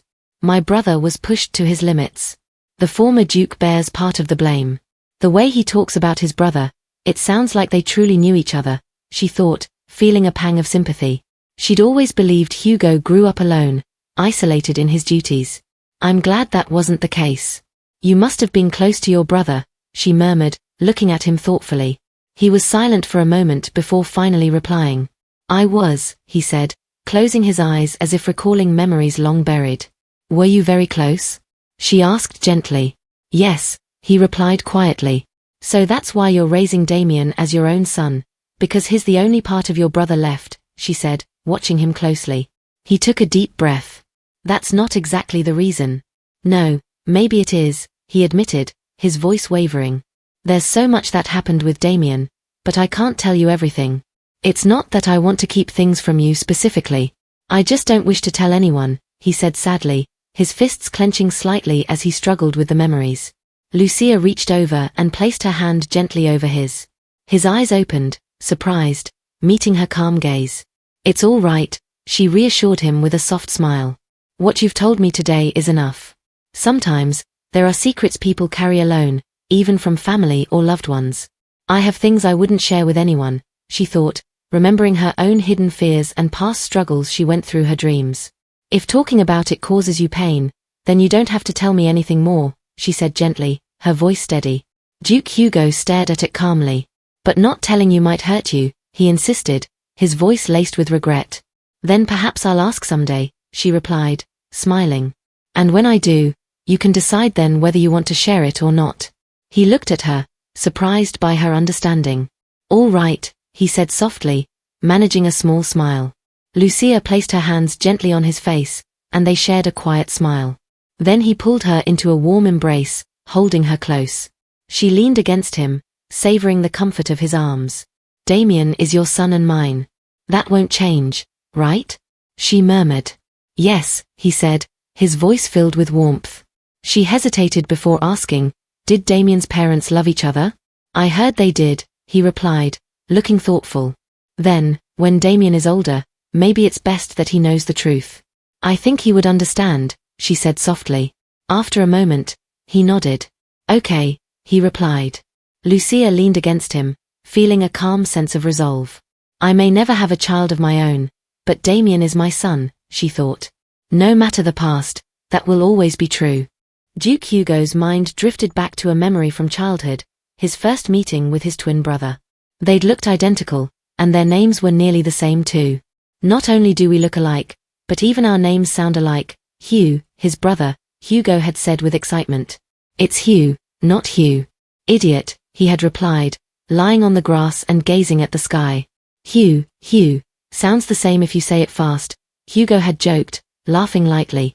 You don't even know what my name means, Hugh had replied with a hint of pride. What does it mean?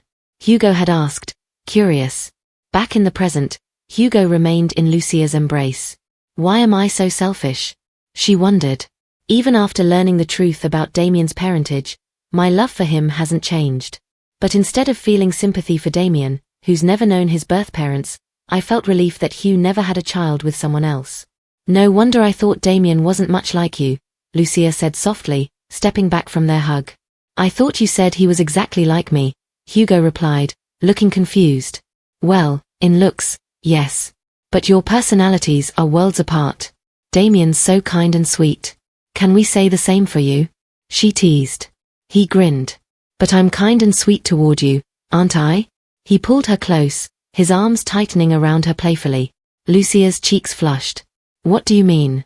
I mean exactly what I mean, he murmured, pressing a kiss to her cheek. Lucia burst into laughter. Why are you laughing? He asked, amused. Because it tickles, she replied as he laid her gently on the bed. Seeing how much Damien resembled him, Lucia found herself fascinated. Your late brother must have been your identical twin. There were two of you, she said, touching his face with a gentle curiosity. Two of me? He asked with a chuckle. He may have looked like me, but he wasn't nearly as assertive. A pushover, really. So that's where Damien gets his gentleness, she thought, amused. Can I ask what your brother's name was? She asked softly. Duke Hugo tensed. He'd taken his brother's name, but she didn't know that. You don't have to tell me if you don't want to, she said softly. After a pause, he replied, Hugh. Oh, Lucia said, surprised. So his name was almost the same as yours. How are our names the same? He asked, looking tensed. Hugh, sounds alike when you say it fast, she teased, laughing. Hugo stared at her, taken aback. She had said the exact words his brother had so long ago. I can see that the two of you will always be close, by name if nothing else, she said playfully. He watched her, a quiet fondness in his eyes, before pulling her into a gentle hug. Vivian, he murmured. Yes? She replied softly. He held her tighter. I think I would be lost without her by my side. My heart no longer belongs to me. With each beat, I feel it ache, but it's a pain I welcome, he thought, realizing just how much he loved her. The next morning, Duke Hugo received a report from Elliot. Here's the report on the false disease case involving the poisonous mushrooms, Elliot said. Duke Hugo read through it carefully. All the contaminated mushrooms were collected and disposed of. The responsible party admitted to negligence and was fined heavily, Elliot continued. Are there any other villages affected? Hugo asked. Aside from the first two villages hit early on, no more cases have been found. We've tracked down all their sales routes, so we don't anticipate further issues, Elliot replied. Hugo nodded, thinking the case could be closed. But then, His gaze froze on a name in the report. Wales? The proprietor is Count Wales? He asked, his tone sharp.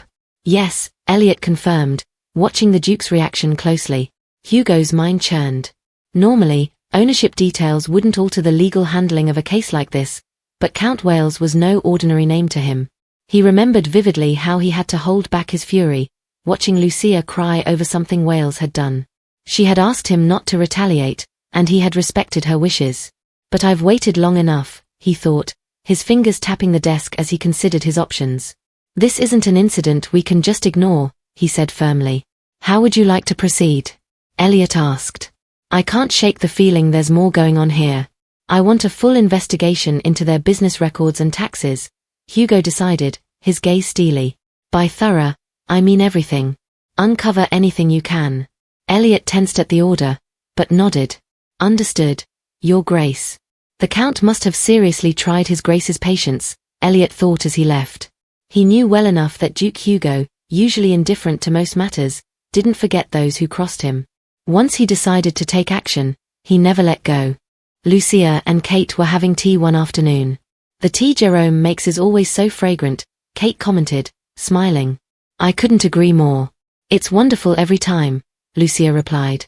How was your recent tea party? Did everything go well? Kate asked. Yes, it did. You're always so thoughtful for asking, Lucia replied with a bright smile. After a brief time away, Lucia decided it was time to rejoin high society. The nobles of the north had been abuzz over her third tea party, eagerly trying to get the guest list. Rumors circulated about Duke Hugo's brutal handling of rebel landlords, which left the nobles uneasy. When an incident disrupted Lucia's garden party, the Duke took swift action, summoning the nobleman and demanding respect for his wife. Kate had been shocked when her father shared the details. The Taran family had long maintained a distant relationship with the northern nobles, keeping their focus on the capital's political sphere. Though Duke Hugo ruled the land, to many in the north, he was a figure they rarely saw and hardly thought about. But his display of authority over those who disrespected the Duchess left the nobles scrambling to secure their own safety and decipher his intentions. With Lucia now viewed as their only approachable connection to the Duke, many noblewomen were urged by their husbands or fathers to attend her tea parties. But despite being at the center of all this attention, Lucia remained calm and unbothered. While I could explain everything to her, is it really necessary when nothing alarming has happened on the surface? Kate wondered. Now that I think about it, something did seem strange that day, Lucia said suddenly. Strange? In what way? Kate asked. Lucia thought for a moment. Even though it was my third tea party, the behavior of the guests seemed divided. The women who had attended the garden party that day all looked uneasy. It wasn't like they didn't want to be there, they seemed both grateful and apologetic. I know lower-ranking women can't refuse an invitation from someone of my standing, so I was careful not to make anyone uncomfortable. But the ones who weren't at the garden party acted differently. They weren't shy about mentioning Damien, and they spoke of him with a surprising amount of respect. I thought perhaps it was due to Damien being officially registered into our family, but even then, the change in attitude was unexpected. Kate wanted to tell her outright, everyone is afraid of your husband, but instead she gave Lucia a reassuring smile. I'm sure it's nothing, Lucia. Don't pay it any mind. You're right, Lucia replied, a hint of relief in her voice. Well, Kate thought to herself, now they all know Lucia isn't as soft as she appears. There won't be any more insolence, I'm sure of it. Kate grinned, her thoughts apparent. Kate, why are you smiling like that? Lucia asked, looking puzzled. That evening, Lucia received a letter from Damien. Smiling, she hugged it to her chest. It had been a month and a half since he'd left for the academy, and though she had written to him as soon as he departed, it took 20 days to receive his first reply. Now, with this second letter in hand, she thought, look at how much is written, 3 full pages. Settling down, she began to read. Damien's letters read like detailed reports, recounting everything from his classes to the conversations he'd had and with whom. As she read, she could almost picture his days at the academy. He had closed his letter with, the weather has gotten colder. Please be sure to keep warm. Cordially yours, Damien. She felt relieved. I'm so glad he seems to be doing well, she murmured. Determined to finish his end-of-year gift, she said aloud, I'll put all my heart into it, I can't wait. Just then, a maid entered and informed her, Your Grace, there's a guest for you. At this hour? Lucia thought, surprised and a bit tense. Later that evening, as she lay in bed with Duke Hugo, she raised something that had been on her mind. Hugh, there's something I need to ask you. What is it? He asked, turning to her. Do you remember the promise you made me, that you wouldn't involve yourself in what happened at the garden party? Yes, I remember, he replied. He thought to himself, advising my vassals to keep a closer eye on their family's behavior isn't quite getting involved, a slight grin forming on his lips. You really meant it, didn't you? She asked again. Of course, he replied. I see. Then the talk I overheard must have been nothing but a rumor, she said thoughtfully. What talk? He asked, curious. That evening, Lucia had been visited by Countess Wales. Please excuse my intrusion at this late hour, Your Grace. I hope you've been well since we last met, the Countess had greeted her. Who? Lucia wondered, not recognizing the woman before her. That's Countess Wales, Your Grace, her maid had whispered. How thin she is. Lucia thought, noticing the woman's frail appearance. Lucia cleared her throat. There's no reason I shouldn't be well. To be honest, I can't say I welcome this visit, she began, her tone cool. It was my first time hosting so many guests that day, yet it had to end in a regrettable way. Don't you think you bear some responsibility for that? Of course, I agree entirely. Please forgive me, I'm getting older, and it seems my grip on things is slipping, Countess Wales replied, sounding apologetic. I came here today to ask for your gracious pardon. Lucia was taken aback. I didn't expect Countess Wales to yield so easily. Something doesn't feel right, she thought. It had already puzzled her how the other noblewomen seemed to be treading carefully around her. But for Countess Wales to come here so humbly? That's the reason you came today? Lucia asked. Yes. I came to offer my deepest apologies, the Countess replied, her voice sober. If that's truly all, then fine. I accept your apology, Lucia said. But please understand that I don't wish to speak further with you. Oh, Countess Wales replied, sounding oddly cheerful as Lucia rose to excuse herself. Duchess, there's something I would humbly ask of you, she said, stopping Lucia in her tracks. Is she really asking for a favor? Lucia thought, her gaze growing colder. She must see me as soft-hearted. How mistaken she is. I thought you were here to apologize, not request a favor, Lucia replied, her tone intimidating. Please, Your Grace, you've misunderstood, the Countess said timidly. I only ask that you ease your anger. Lucia was confused. I don't understand what you mean, she replied. The Countess, her voice shaking, explained how her family's guild was struggling, but much of her explanation sounded like excuses to cover for their mistakes. Lucia listened, unmoved. Your guild has committed a misdeed and will be punished accordingly.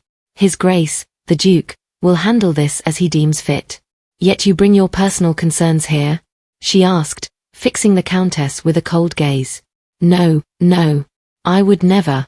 I know His Grace would never let personal matters influence his decisions, the Countess pleaded. I only ask for a shred of mercy, as he tends to be strict. Please, forgive this old woman for disturbing you. Lucia recounted the incident to Duke Hugo. She essentially implied that you're targeting their business because of the garden party incident, she told him. Hugo looked baffled. That's not possible. You know I would never mix personal matters with official duties, he replied, visibly tense. After a lengthy investigation, the Wales family's guild was allowed to continue operating. Although they had to pay a fine, the Count and Countess were relieved to keep their business. In the end, rumors circulated among Northern high society that the Duke always had the Duchess's interests at heart. Of course, it turned out this way, Kate mused later, laughing at the thought of the rumor. One cool night, Lucia was in her room, knitting with a gentle smile. What are you making? Duke Hugo asked, entering quietly. Hugh, she greeted, looking up warmly. I'm knitting a scarf to send to Damien. He raised an eyebrow. A scarf? For Damien? Of course. She replied, clearly pleased. Hugo stifled a smile. Does she still think of him as such a child? I suppose he'll have no choice but to wear it all winter. Hugo thought to himself. I'll need to check in with the guard I assigned to him. As he watched her concentrate on each stitch, a flicker of longing crossed his mind. Damien's away, and the fox too. But even now, it feels like I don't have all of her. It seems you're retiring early tonight, Lucia observed as he settled beside her on the sofa. I have an early engagement tomorrow, he replied, embracing her warmly. Lucia blinked, surprised by his sudden affection. You are my wife before you are his mother, he thought, unable to voice his lingering feelings. Why does she share her memories with Damien but not with me? Hugh? She murmured, looking at him curiously. I just want her to open up to me like she has to him, he mused before leaning in to kiss her. He pulled back, his face slightly flushed, yet he continued to meet her calm gaze. Not that I expect her to love me back, but if she shared just a part of her past, even something as simple as what her mother called her when she was young, it would mean so much. Did you learn to knit as a child? He asked. Yes, though I was never very good at it, she laughed. I hardly paid attention when my mother tried to teach me. You said you grew up with just your mother, is that right? He asked, his curiosity getting the better of him. Lucia tilted her head thoughtfully. Lately, he's been asking about my childhood a lot, she realized. Yes, just us before I entered the palace. She looked at him, noticing the faint tension in his expression. Oh, she thought, misunderstanding his interest. He's curious about what a normal mother-child bond is like because he grew up without one. Hugo hesitated, his mind racing. Should I just ask her outright? What did your mother normally call you as a child? He finally asked, carefully. I'd say this is a fair way to ask since I didn't bluntly question what her childhood name was, he thought. Lucia gave him a slightly suspicious look before smiling softly. Well, she didn't often use my name. She'd call me her lovely child, or little pumpkin, or sometimes just sweetheart. Hugo's cheeks reddened. I see, he replied, feeling flustered. Once again, I didn't get any closer, he thought, a bit defeated. He took her arm affectionately. What were you up to this afternoon? Just organizing a few things for the party I'm hosting soon. Oh, and Kate had a question, she replied, smiling. Meanwhile, in the imperial palace at the capital, Prince Hesse was interrupted in his study by an official. Your Highness, Marquis Delling has filed a formal complaint, the official said, passing over the documents. Prince Hesse scanned the lengthy report, suppressing a laugh. The official's brow creased. Your Highness, is that your reaction? Why is it so long? Look at all these pages, the prince chuckled. So, in short, the Marquis wants permission to discipline Roy himself? All because Roy nearly took out several of his knights after they attacked him as a group. The prince smirked, recalling Roy's words afterward. He seemed almost cheerful, saying he got a workout before dinner. He slammed his hand on the table, closing the document firmly. They ambushed him as a group and then lost. What else is there to complain about? Or did I miss the clause in the Knight's Code that claims it's honorable to gang up on one man? He asked, a hint of amusement in his voice. Gang up on? Those knights aren't upset about the fight itself, they're upset over Sir Croton's foul language. The official retorted, exasperated. The Crown Prince leaned back, smirking. I'd wager those knights have a bone to pick with me, not Sir Croton, he replied, watching the butler's startled reaction. Nearby, Roy observed the exchange with an entertained grin. Meanwhile, Fabian sifted through reports he'd gathered from the capital, chuckling. Oh, this is a new one, a rumor about a summoning circle in the Duke's basement, ready to call upon the devil. Collecting gossip from the capital always pays off, he said, amused. Time to get this report written, he mused, reaching for his pen. Please review this while you're at it, his subordinate said, handing him another document. Fabian blinked. When did you get here? I've been here the whole time, his subordinate replied, unfazed. This is the latest update from the team monitoring that author. Norman, that's the friend of Her Grace, Fabian remembered as he opened the file. Anything interesting? He asked. Well, the subordinate began, just as Fabian's expression changed, tightening at the report's contents. According to the report, Norman had opened her door one afternoon to a surprising visitor. Oh, it's you. Norman had exclaimed. Hello, Norman. I hope your afternoon's going well, the visitor replied softly, cloaked and composed.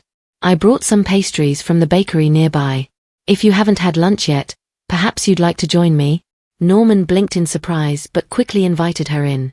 Thank you for having me, the visitor said with a smile as she stepped inside, her disguise slipping just enough to reveal her identity, Countess Falcon. Fabian's face was tight as he read the report. Why did Countess Falcon visit here? He asked, his voice steady but sharp.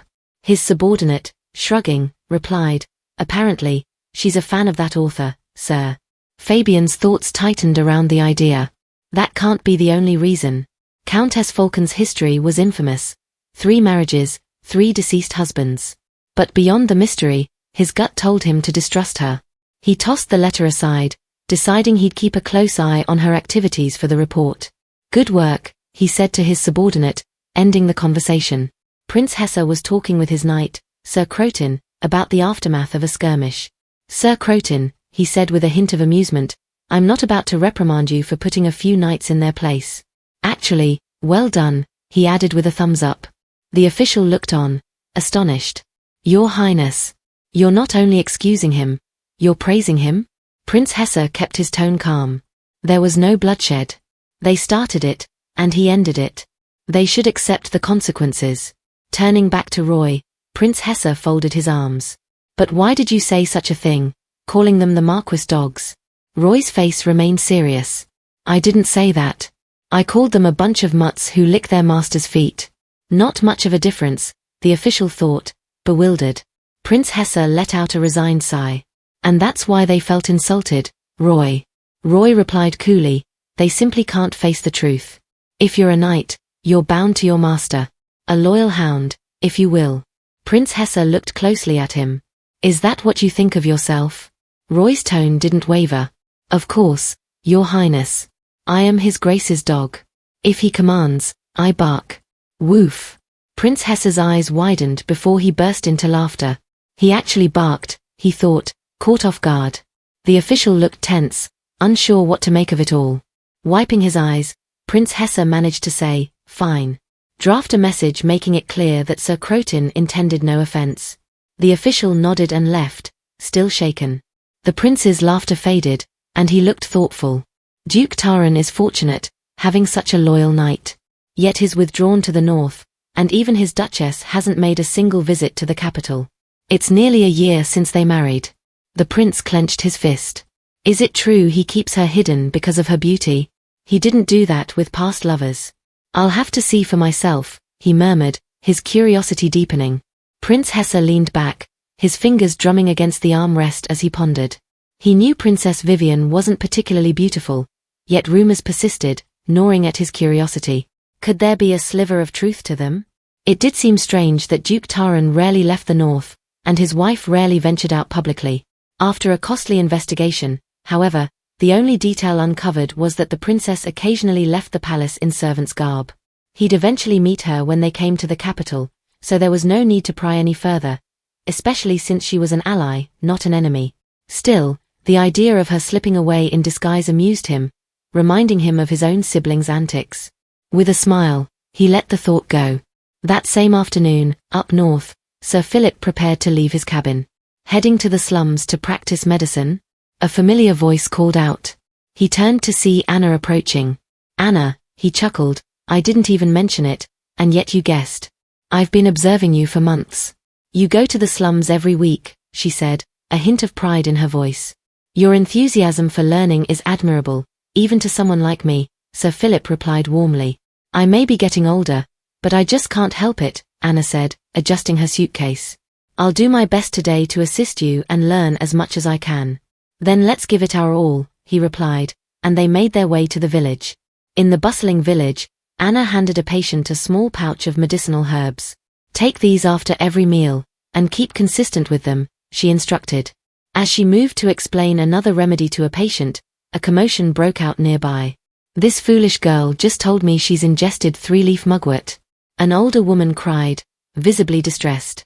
Anna's eyes widened as she turned towards the scene, unable to believe what she was hearing. I didn't mean to eat it. I thought it was the herbs you dried, the young maid pleaded, her face pale with worry. How can you be so careless? You have eyes, don't you? The older lady scolded, visibly angry. It's your fault for leaving them in the kitchen. The young girl retorted. Sir Philip, calm as ever, stepped forward. What symptoms are you experiencing? Are you feeling unwell? He asked with a reassuring smile. Oh, doctor, that's just it, the older maid replied, anxious. Ever since she ate it, She hasn't had her monthly bleeding. You silly girl, do you want to be labeled as a barren woman? She said angrily. Anna's heart skipped a beat. She sprang up from her chair. That is the same symptom as the Duchess. That evening, over tea, Anna and Sir Philip discussed the day's events in the village, particularly the girl who had ingested 3-leaf mugwort. I've heard of the herb stopping bleeding, but not affecting a woman's cycles in such a way, Anna said, a hint of tension in her voice. Philip studied her expression carefully. How much did she consume? He had asked the girl's mother that afternoon. Only once, during a meal, she had replied. And she hasn't eaten it since? No, not at all, the woman assured him, sighing in relief when he'd explained that her daughter's symptoms would only be temporary. Philip took a thoughtful sip of tea. It's not common, but from time to time, villagers unknowingly eat such plants. Fortunately, the effects are reversible. Anna leaned forward, her tone more serious. Have you ever known a patient whose cycles ceased entirely after consuming this herb? Philip's cup paused mid-air. Now that's intriguing. Have you encountered a case like that? Reluctantly, Anna nodded. Yes, but the patient had never gone through her cycles and had unknowingly taken the herb over a prolonged period. She hesitated, torn between sharing more details and maintaining discretion. Philip is currently being closely watched by the Duke. But if he were someone posing a threat to the dukedom, His Grace wouldn't have settled for just keeping an eye on him, she thought. Anna shifted uncomfortably, avoiding his gaze before speaking. I'll be honest. I came to you for a second opinion on some symptoms I've encountered. If the Duchess's personal physician is consulting another, he'll easily deduce who the patient is, she thought, feeling a knot in her stomach. Sir Philip's expression grew tense. May I ask, did this patient consume mugwort when she first experienced bleeding? Anna's eyes lit up. So you're familiar with the symptoms. Do you know of a remedy as well? Fortunately, yes, he replied. Overwhelmed with relief, Anna's face brightened. I can hardly believe it. The cure I've been searching for might be right in front of me. Sir Philip continued. How did the patient come to use the herb initially? She was unaware of the natural changes in her body. In her innocence, she consumed it, knowing only of its hemostatic qualities, Anna explained. And for how long did she take it? He asked. About 6 months, Anna said, her voice tinged with worry. Since then, her monthly cycles have ceased entirely. Is there truly a cure for this? Philip's tone turned serious. There is, but a rather unique condition must be met. What is it? Anna asked, leaning forward. She would need to have known a man and lost her virtue within the span of 2 years. Anna's eyes widened. I expected an unusual cure, but this. She struggled to contain her surprise. The stakes are high for Her Grace, and this situation is incredibly personal. Not to mention, her reputation could be at risk. Clenching her fists, she took a steadying breath. If there's no other way, then I have no choice but to consider this path. The patient only recently wed and had her first intimate encounter on their wedding night. Does this mean she can be cured? She can, Sir Philip replied, and Anna's heart skipped a beat. Then we must go to her at once. She'll be overjoyed to know a cure has been found. Anna exclaimed, rising eagerly. Sir Philip held up a hand to stop her. This remedy is a closely guarded family secret. The exact formula is recorded in a notebook that I've inherited. However, I don't have it here. It's kept in a secure place. I'll need to retrieve it, which requires me to leave for a time. Will it take long? Anna asked, a flicker of anxiety crossing her face. May I accompany you? The location is secret and has been for generations, he responded firmly. Oh, forgive me. I got ahead of myself, she said, exhaling slowly to regain her composure. There's no need to worry. I'll return with the remedy as promised, Philip said with a reassuring smile. But please don't inform the patient just yet. No sense in causing her unnecessary waiting. When will you be back? She asked. Within 7 days, at most, he assured her. Anna's face lit up. Then I'll wait patiently, she replied, leaving the cabin with renewed optimism. That night, Sir Philip sat alone in his quarters. His face shifted to a sinister light, and he let out a heavy laugh that echoed from his cabin. It's not over yet. I still have another chance, he murmured, laughter filling the stillness of the night. One day, following the sudden passing of the former duke and the installation of the new duke, Sir Philip awoke to find himself in a dark cell. He'd been abducted by an unknown assailant. As his eyes adjusted to the dimness, He recognized the young man standing before him. It was Hugh, who now bore the name Duke Hugo, who addressed him in a chillingly calm voice. "Old man, I hear you know how to produce heirs. Tell me," Duke Hugo demanded, his tone serious. "I've searched every corner of that cursed room but found nothing." Philip remained silent for a moment before speaking up. "So, you've ventured into the secret room? The one that holds the truth about the Taran family's lineage?" "I did. It was quite amusing," Hugo replied darkly. "The girl the late Duchess carried was meant to become the mother of my child. Such a tragedy," he added, his expression turning grim. "My prospective wife never even had the chance to see the light of day." Philip flinched, stunned by the Duke's words. "I examined those documents, the so-called Grand Secret. The Duchess was supposed to produce a son, so they disregarded any common woman. But this time, did they choose some ordinary girl because my mother's death left them with no other choice?" Hugo continued, his voice growing sharper. "It seems you've hidden her away because if she gives birth to a girl, the child can't be raised here." Philip's heart sank. The Duke's deductions were eerily accurate. He knew what Hugo had said was true. If the Duchess had given birth to a girl, the child would have been made to disappear and raised in secrecy. "Considering the age gap between her and me," Hugo mused, "I wouldn't have been left alone. My father would have forced a union with a woman capable of bearing a daughter, who would eventually become my son's future wife. But that would have meant the woman with Taran blood, the one to bear the son, wouldn't have been my lawful wife. The child would have been considered illegitimate." Hugo's gaze hardened. "My father would never allow such a stain on the Taran family name." The Duke paused for a moment before continuing, his voice still eerily calm. "So, I've devised my own theory. I suspect my wife, who bore our daughter, would have met an untimely end, whether by illness or accident. Afterward, my sister, raised elsewhere, would return to become my second wife and bear me a son." He leaned forward, his gaze locking with Philip's. "Tell me, old man, have I hit the nail on the head?" Philip stayed silent, refusing to answer. Hugo's expression grew colder. "I regret to inform you. My half-sisters are dead, which means I'll never have a son. If he learns that there's a mother carrying late Master Hugo's own child, he won't hesitate to harm them both. He must never learn of her existence," Philip thought, a pang of dread settling in his chest. Hugo's voice turned sharp. "I could still father daughters, and your kind would push me toward that, wouldn't you? But I have no plans to leave any remnants of my bloodline." His hands tightened on the cell bars as his anger rose. "So, tell me, old man, how has my family managed to perpetuate its bloodline this long? Because I'm prepared to end it myself." Philip tried to hide his fear, but he knew that if Hugo uncovered the secret of the three-leaf mugwort, he'd destroy it, wiping out any chance of sustaining the Taran bloodline. No, Philip thought. That must never happen. Hugo's patience broke. He reached through the bars and seized Philip's collar, blood spattering across the stones as he demanded, "Tell me, now. Or I'll have you rot here in the dark until the day you die." Philip's voice trembled, yet he maintained his defiance. "I cannot. It is my family's secret." Hugo's grip tightened, his voice seething. "Then I'll keep you here, unless you talk.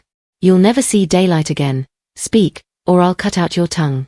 Sir Philip, wincing in pain from the floor, muttered, "The woman must ingest the blood of the child's father, one of Taran descent, for over a year, and that same Taran patriarch must be the one to claim her virtue." Hugo staggered back, hand over his mouth, visibly shocked by the revelation. Inwardly, Philip felt a dark satisfaction. Hugo had accepted every bit of the elaborate lie. He thought grimly, the Duke's belief in his family's monstrosity is so complete, he'll never see that I'm only feeding him a fossard. After that day, the Duke treated Sir Philip as though he were invisible. Perhaps it was because he had come to the conclusion that no one could carry his child without his voluntary assistance. So, Philip took advantage of the situation, continuing his efforts in silence. He began bringing orphans into the Duke's bedchamber and prepared them physically, having them consume the three-leaf mugwort. He also instructed them in the art of seduction, hoping they could please the Duke. The Tarans had a long history of impulsive cravings, whether for violence or carnal desire, and Philip sought to exploit those impulses whenever they arose. As luck would have it, a war broke out, providing the perfect opportunity. Philip sneaked women, in the right physical condition, into his tent during the conflict. The Duke, consumed by bloodlust, did not recognize the women. However, for a pregnancy to occur, One needed to be with the same partner for an extended period of time. Unfortunately, the Duke grew bored of the women quickly, and his plans continually failed. The number of women that Philip had to silence grew into the dozens. Eventually, when the war entered a lull, the Duke began to regain control of his bloodthirsty impulses. Afterward, he would only bed glamorous noblewomen. As resourceful as Philip was, it was impossible to find noblewomen who could be treated as he had treated the orphans. If only there were still a daughter of the late Duke, he thought bitterly. I would have arranged for her to bear a child with Master Damien. But that was a hope long lost. All the women with Taran blood were gone. The woman he had spared after delivering Master Damien had passed away, and the girl raised to be the future Duchess had met her untimely end in a fall from a horse. The woman wedded to the late Duke had died at the hands of Master Hugo, along with her unborn daughter. Master Damien's birth had been nothing short of a miracle, a gift from the gods. Yet, if Master Damien remained without a bride, the Taran bloodline would come to an end. In his despair, Philip realized that a woman who met all the necessary conditions had become the Duchess, without him having to intervene. To verify his suspicions, Philip deceived Anna into believing that the remedy required a certain condition, and her response only confirmed his thoughts. Soon, your lovely bride will be born into this world, Master Damien, he thought to himself, a smile creeping across his face as he laughed at the thought. At the palace, a maid approached Lucia, informing her that it was time for her medicine.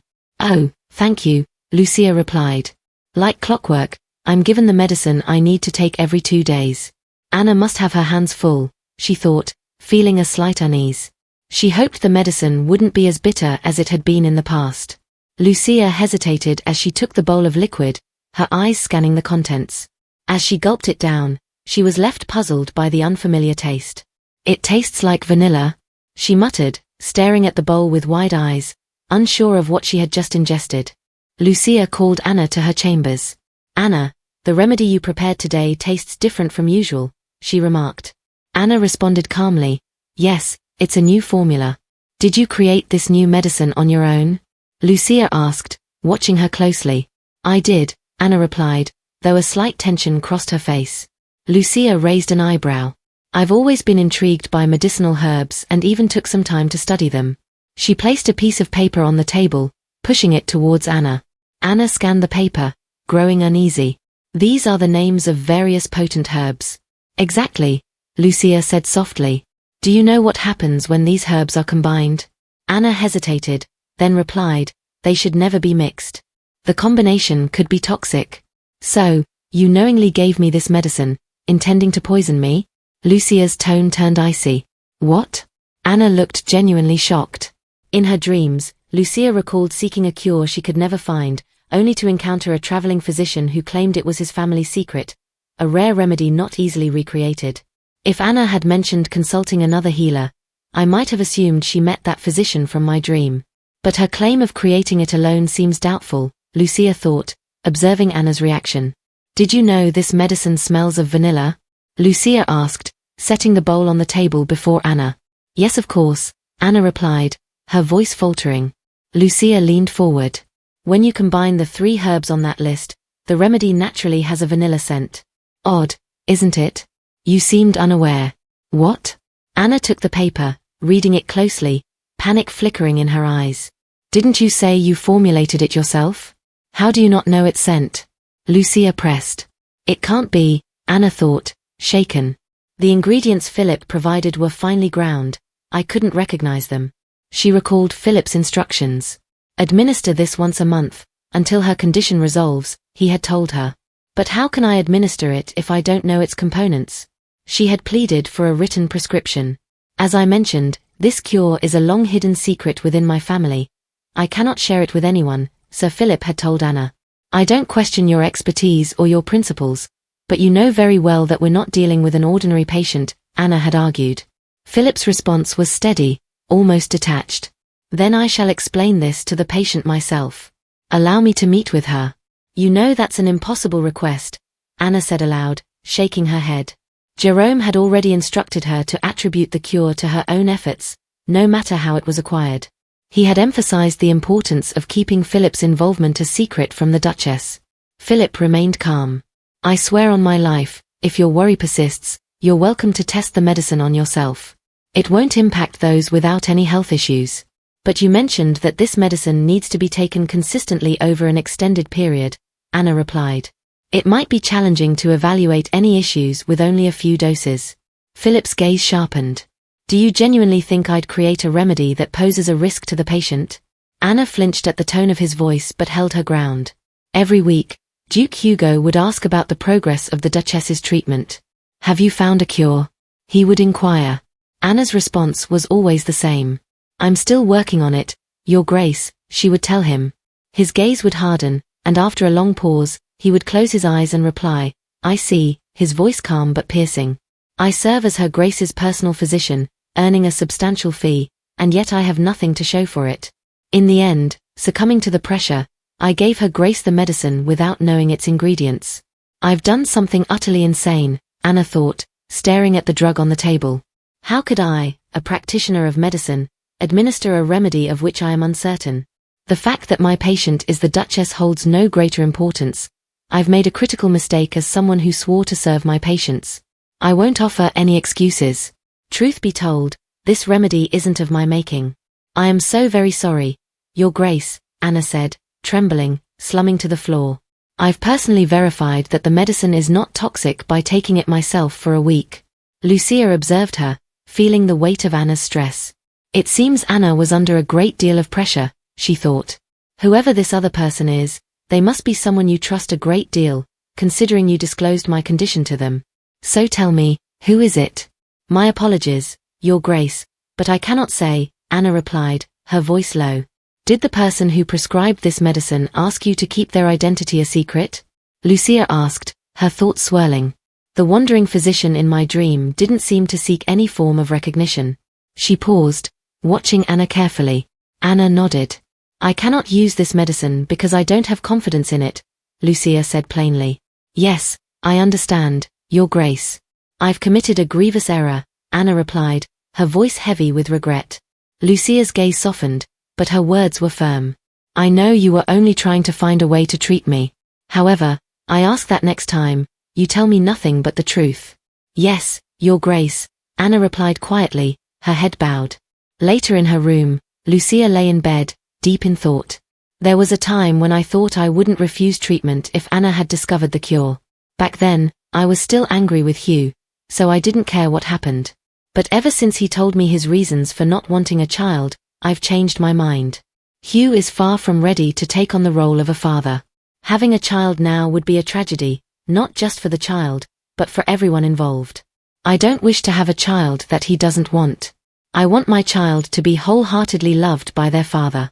Hugh grew up without experiencing the love of his parents, while I spent my childhood with an absent father. Neither of us had the privilege of a conventional family upbringing. When two imperfect individuals make an effort to understand each other, we might find more happiness, even without bringing a child into our world.